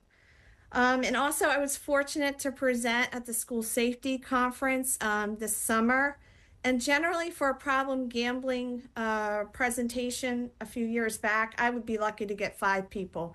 I had 125 educators come to my workshop because they're very concerned about their students on the issue of problem gambling. So also, the school safety office told us at the event that they're receiving more calls and emails about incidents in schools about problem gambling. So I think it's time for our students to discuss this issue. And they're telling us they don't discuss it with parents, teachers, or anyone that's in their, an adult in their life. So I really would like a favorable outcome on this bill. And just to note, Virginia and West Virginia now have educational pieces within their curriculums on problem gambling. So thank you. Okay, thank you. We're going to go to our final witness, Jeffrey Trimbath. Sir, you're straight favorable, and you've got 2.5 minutes. Well, good afternoon, Chair Feldman and other members of the committee. My name is Jeff Trimbath, and I'm the president of the Maryland Family Institute. I'm here to testify in support of SB 310, seeking the increased awareness of the connection between youth suicide and gambling. Few subjects in the social sciences have been studied more than the connection between gambling and social pathology, specifically suicide. Data have shown that increased gambling is related to increased suicide for 2 primary reasons. The first is indebtedness. Gambling increases indebtedness beyond the point at which a person can bear and thus produces hopelessness. And secondly, shame. Since a person can't pay his debts, he is ashamed and feels like he has no other options. It's no surprise that the rates of gambling and problem gambling are higher among adolescents than among adults because they don't have the coping mechanisms that adults do. And there seems to be an especial vulnerability to suicide associated with gambling among African American youth. A recent NIH study found that the initiation of gambling predicted the thoughts of suicide ideation among Black youth, with no such accompanying prediction among other youth. Perhaps this is because Black youth had significantly higher rates of heavy gambling compared with the other youth studied. In addition to this data, the rise and prevalence of online gambling has presented our youth with countless additional challenges. Online gambling isn't just a harmless pastime. It's the source of misery and, in many cases, death among our young people. That's why it's a good idea to add gambling addiction awareness to the Youth Suicide Prevention School program. By doing so, we can remedy a critical gap in our current prevention strategies, helping to counteract the expansion of the gambling industry in our state, which unfortunately operates in all too often a predatory manner and increasingly targets our children. And so therefore, I recommend a favorable consideration of this bill. Thank you. Okay, thank you. We'll take questions. We're going to go to Senator Augustine, who I would notice had a long history of being a leader on behavioral health issues in the General Assembly. So, Senator Augustine. Thank you, Senator, for bringing this forward. A couple of questions that I do have, and I oftentimes when I'm working on these kinds of things, I lean on the Mental Health Association of Maryland, which has come in favorable with amendments, but I can't figure out what they're saying would be the amendments. I'd be happy to sort of figure those things out. No, I've got it. You have what their amendments are? Yeah, I've already worked with them. Oh, for what they wanted? Yeah. Oh, okay. So basically, in the language, when we put the blueprint language in on page 2, it said that young people must recognize students, and they said they prefer not to have must, but should promote. Okay, but the point here is that they're in agreement with, I'm in agreement with them, and they're in they, agreement with me. Okay, so that's good, and that's important. The second, it's an important topic. Gambling addiction is an important topic for certain, but isn't it really addiction more so than it is gambling addiction? I mean, addiction, it encompasses and incorporates other forms of addiction which are similarly harmful in this way. And so I'm asking about that. Sure. And so what the youth program is set up, it talks about addiction and it lists certain things in there like alcohol use and drug use. And this just adds to that list and says end gambling addiction. Right, it does, Senator, but I do agree that it does do that. But there are other addictions, social media, sexual, that are similarly, it's the addiction that can lead to bad outcomes. And so that's where, and there's addiction within the drug abuse. I mean, that points to one because it's such a prominent one too. But that's what I was just asking about. It's the addiction versus the specifics of the. Yeah, and this doesn't mandate how they put it in there. And addiction, I'm sure, is part of the program. But I think what we're saying through this also is to have an awareness of what's happening in our state as far as the prevalence of gambling and the issues that could potentially create. And this is adding to the guidelines. It's not mandating specifically how they have to do it. It's just adding to that list because it has become such an issue in the last decade or two. Okay. Any additional questions for the senator or our three witnesses? We've got Senator Watson. As somebody who's had to become an expert in iGaming with my iGaming bill that I put forward this session, I'm very sensitive to those things that unintentionally impact our youth. And I appreciate this bill. I think the bill is needed. But I think there's a piece of information missing. I mean, there are, as the senator said, many addictions. But unfortunately, we as senators many times don't get to see the efficacy of work done prior, right? So when it comes to gambling, you know, the real harmful factor is spending money that you don't have and losing. That's really what we're talking about when it comes to this. We've made mandatory, if I'm not mistaken, financial literacy as a high school requirement to graduate, and we've done a variety of things so the kids know how to manage money properly. So this isn't about, you know, just going and grabbing alcohol and using it ridiculously. This, you know, my question is, are our children being taught how to properly manage their money? In the gaming world, we call it bankroll management. But there's a set amount that all of us adults know when we go to a casino. Here's what you're willing to spend, and once you reach that point, we stop. Recognizing kids don't have that level of discipline. And so while I support this bill, I think that piece is in there. You know, I wish we could find a way to ensure that the protection of all of our students, all of our kids, somehow we know what we've done in prior times is really making an impact. Otherwise, we spend year after year putting bills in place, and we don't know what the heck is going on. And that's been my overriding frustration with a lot of the bills that pass out of this General Assembly. But I thank you for the bill, and for those of you watching, I appreciate what you guys are doing. Thank you very much. And if I can respond, I do appreciate your support, and I'll count on it. And I have supported financial literacy. I think that's a key impact, part for people getting out of high school and doing that. The comment about adults know how to handle it and youth don't, I would say that there are many adults that know finances, but they get caught up in gambling, and it goes beyond just the I know the money issue. So I think it's also showing the potential dangers and warning signs.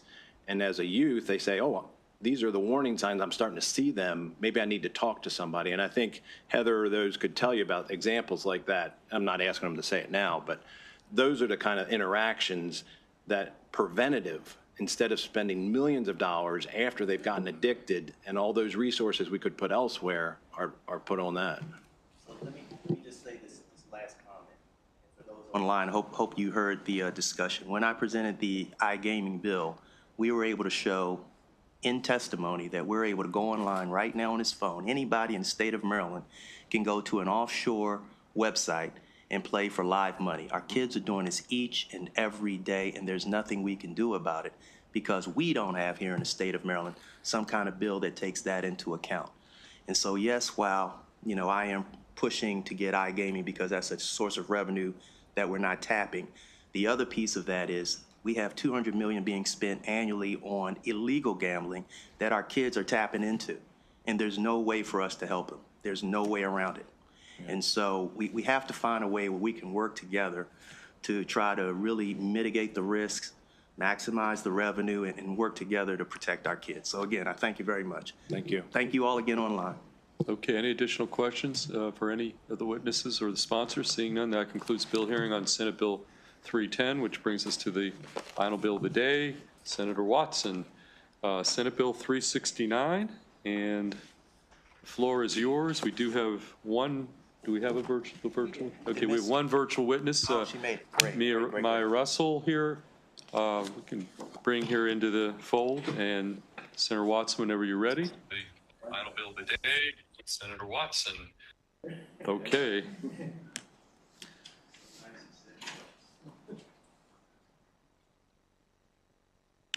And folks, when we're done here, we do have one other matter before we adjourn. And for those of you who were not here earlier, we have 111 witnesses signed up for tomorrow, so rest up tonight. Okay, Senator Watson, Senate Bill 369, and we do have your witness, Ms. Russell, on the line as well. All right. Thank you very much, colleagues. Chair Feldman, Vice Chair Kagan, and members of the EEE Committee, good afternoon. Senator Ron Watson representing the 23rd Legislative District. And I'm here to ask your support for SB 369, Public Libraries Automated External Defibrillator Program, or also known as the Raimono A. Russell Act. This legislation ensures that automated external defibrillators, or AEDs, are present and accessible in public libraries across Maryland, with staff trained to use them in the event of a medical emergency. This bill was introduced in memory of Raimono A. Russell, a constituent of the 23rd District and a dedicated postal worker who tragically suffered cardiac arrest while on his route at the Crofton Library. At that critical moment, an AED was not available, a reality that might have contributed to his untimely passing. His story highlights an urgent gap in emergency preparedness within our public spaces. This bill seeks to address this issue by requiring all public libraries in Maryland to have at least one AED on site, ensuring that these life-saving devices are readily accessible in the event of a cardiac emergency, mandating AED training for library staff, equipping them with the necessary skills to respond effectively to medical emergencies, establishing maintenance and accessibility requirements to ensure AEDs remain in working condition and can be quickly located when needed, and recognizing that libraries are a vital community hub where residents of all ages gather daily, from children attending story time to senators utilizing resources and services. Given their significant role in our communities, it is critical that they are equipped to handle medical emergencies. Immediate access to an AED can mean the difference between life and death, and this legislation ensures that our libraries are prepared to save lives when seconds matter most. I have, Mr. Chair, submitted an amendment as requested from the Maryland Institute for Emergency Medical Services Systems. Dr. Theodore Delbridge could not make it because of the inclement weather. So let me just briefly talk about what the amendment does. Without the amendment, libraries would be exempt from the broad category of facilities under the relevant statute 13-517 of the Education Article, putting libraries in the same posture as restaurants and grocery stores, which are carved out under previous legislation. This organization, Maryland Institute for Emergency Medical System, believes that libraries should not be exempt from the definition of facilities to ensure they will fall under the purview of the Public Access AED program, which includes education and training requirements, and the Emergency Medical Services Board has identified as important to the successful operation of AEDs. The program also requires that AEDs placed in facilities be registered, which is how we track the owners and locations of AED units deployed throughout the state. The fact that restaurants and grocery stores were carved out under the Public Access AED program has led to considerable confusion regarding their obligations under law. Defining libraries as facilities will not only streamline statutory compliance for library operators, but it'll also limit the potential for similar confusion. That is the amendment that I have proffered, Mr. Chair, and I'd like to turn it over to Ms. Mia Romano, who is the wife of one of my district mates, who, if he was still alive, I think would be 49 today. Is that right, Mia? No, he would be 51. 51, but, holy yes, cow. Yes. He'd be 51 today. Yeah. So I'd like to turn it over to Mia. Okay, Mia, the floor is yours, and again, you take the time you need to give your testimony, okay? Thank you. Thank you, Senator Watson, Chair Feldman, Vice Chair Kagan, and members of the Education, Energy, and Environment Committee. I am, as Senator Watson said, I'm here due to the devastating loss of my husband, and I am here asking in strong support for Senate Bill 369, and of course urging a favorable report. You already have my written testimony, but I just want to share a little bit more. Ray, as we called him, and I were married for 23 years. We have two children in college. We were just entering the empty nest stage of life, thinking about all the things that we would like to do now that we were done with the daily churn of life. But on March 4th, 2023, which also happens to be my birthday, we got that devastating news that he went to work and was unable to come home. As Senator Watson said, he went to the Crofton Library, which was on his route. And while he was there, he also used the bathroom. And then a library patron found him in the bathroom unresponsive.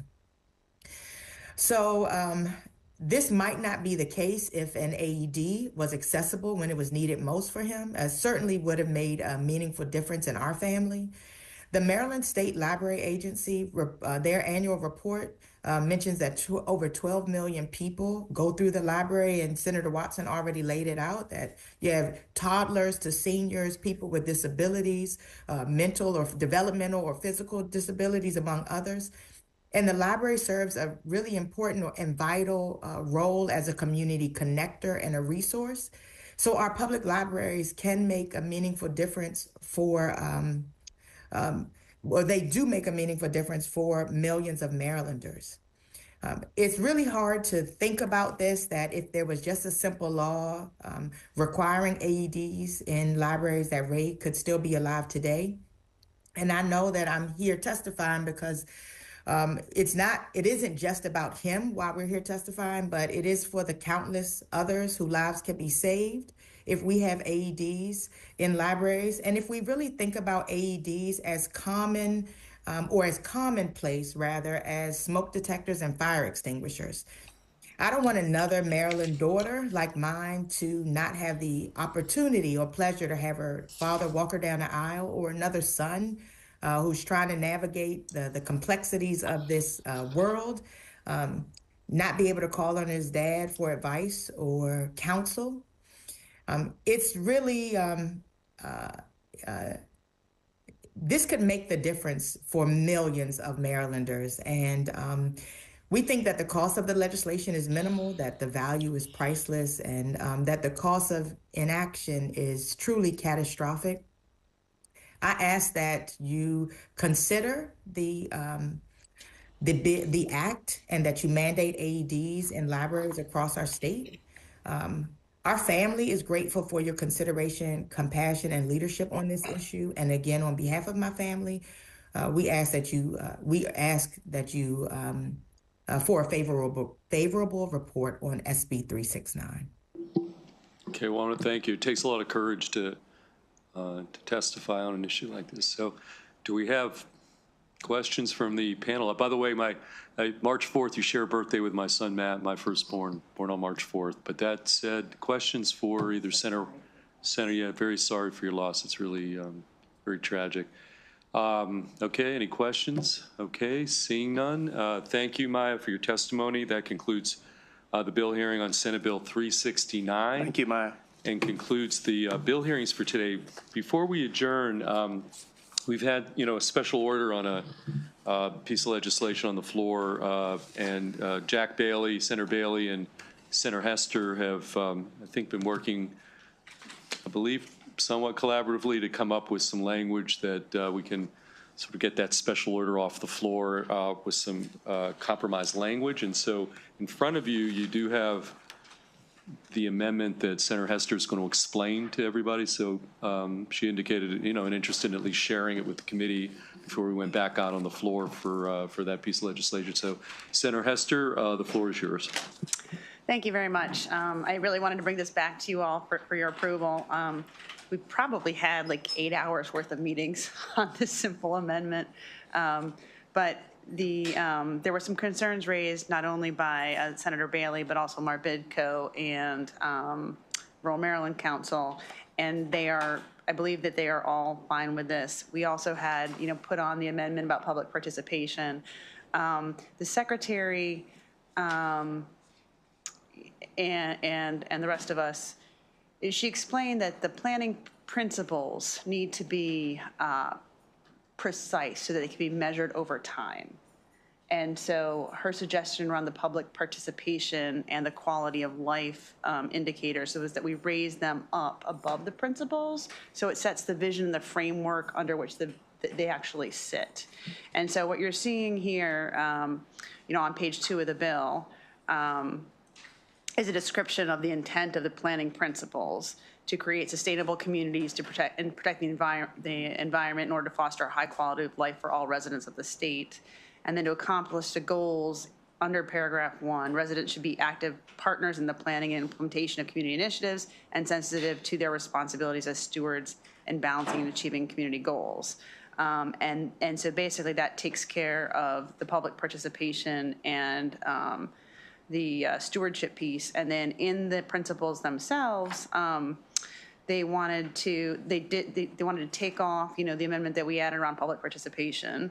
And then at the very bottom of this page, insert, strike the second land in the same line and insert working landscapes, including farms, forests, and fisheries, and prioritize development. And I think that's repeated on page 5 of the bill. So I think what you're seeing here, the Department of Planning likes, Senator Bailey likes, Marbidco likes, and Rural Maryland Council likes, and I just want to be done with this. Well, I think the ask is, any questions? Well, we don't think we need to move favorable or do anything. I think it's, is that put on the floor? It would be nice if okay, well, let's take questions before. Yeah, I don't know. Mr. Chair, I just wanted to thank Senator Hester lot of time went into this, and, you know, to see that we've got, you know, farms, forests and fisheries, 3 of my Fs of my district included, and it meant rural Maryland was involved, as well as Mabitco, so I want to thank you. Okay, actually, upon reflection, it'd be nice if you could be able to represent to the, when you offer the floor amendment, that, because it's under your name, that it's, you discussed with the committee, and the committee actually took a vote to support this amendment, or something along those lines. I mean, it'd be, or maybe not. Yeah. I think that would be good. So you actually moved the amendment favorable. On the amendment. Is there a second? Second from Senator Carrozza. Okay, any discussion? All in favor of, oh, I'm sorry, Senator Washington. We don't have to, let's not act prematurely here if you have questions.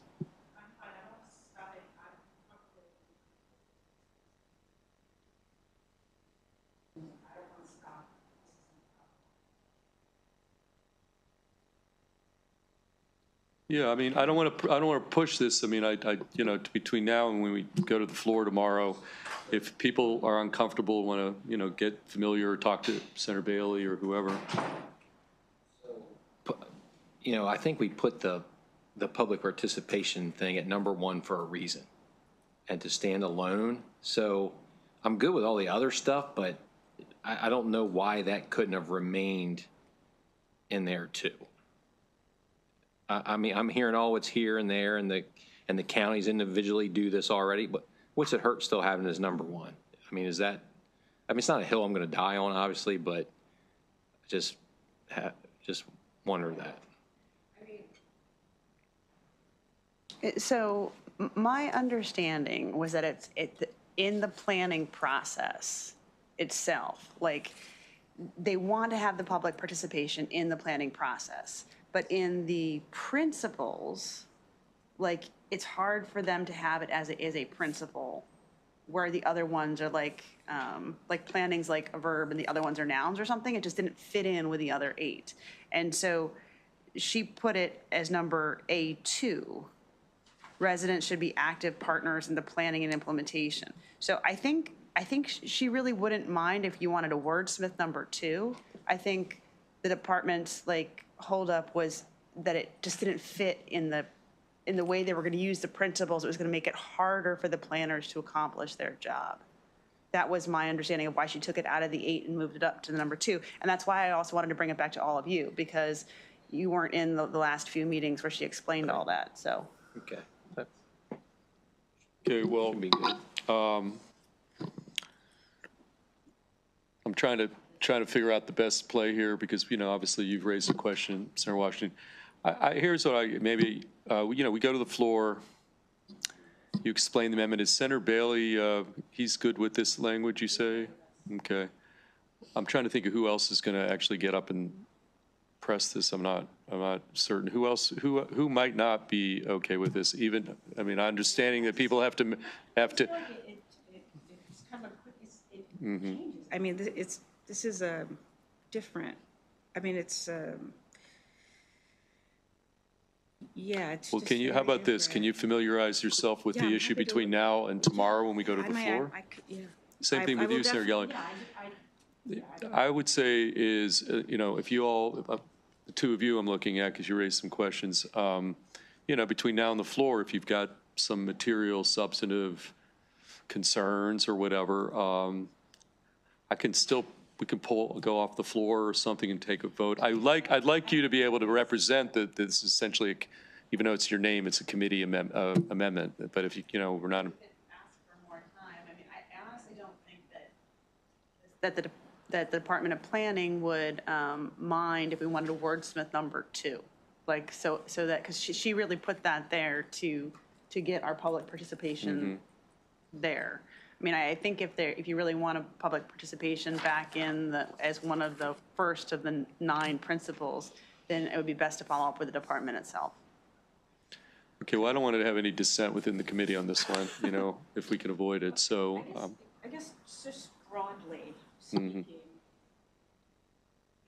it's changing from just being principles to how to actually accomplish goals. So So I just want to make sure that, yeah, that I'm, these words on their own, I'm definitely comfortable with in a way, but it's, I just feel like it's, I was gonna say it's doing too much. It's doing, these amendments are not just principles. So it's saying that these are principles, and then it talks about the intent of the principles, and then it adds how they're going to accomplish the goals. Sarah, Washington, I have an idea, okay, because we could, okay, we're going to go to the floor. And Sarah Gallion, you've raised a question, maybe it's about that. So you just want to get an understanding. Maybe you can have some offline conversations, and we'll make an executive decision on the floor tomorrow. We've got the amendment drafted up. It needs to be bumped to Tuesday or whatever. It's really not a big deal. Yeah, so let's not make any time on this.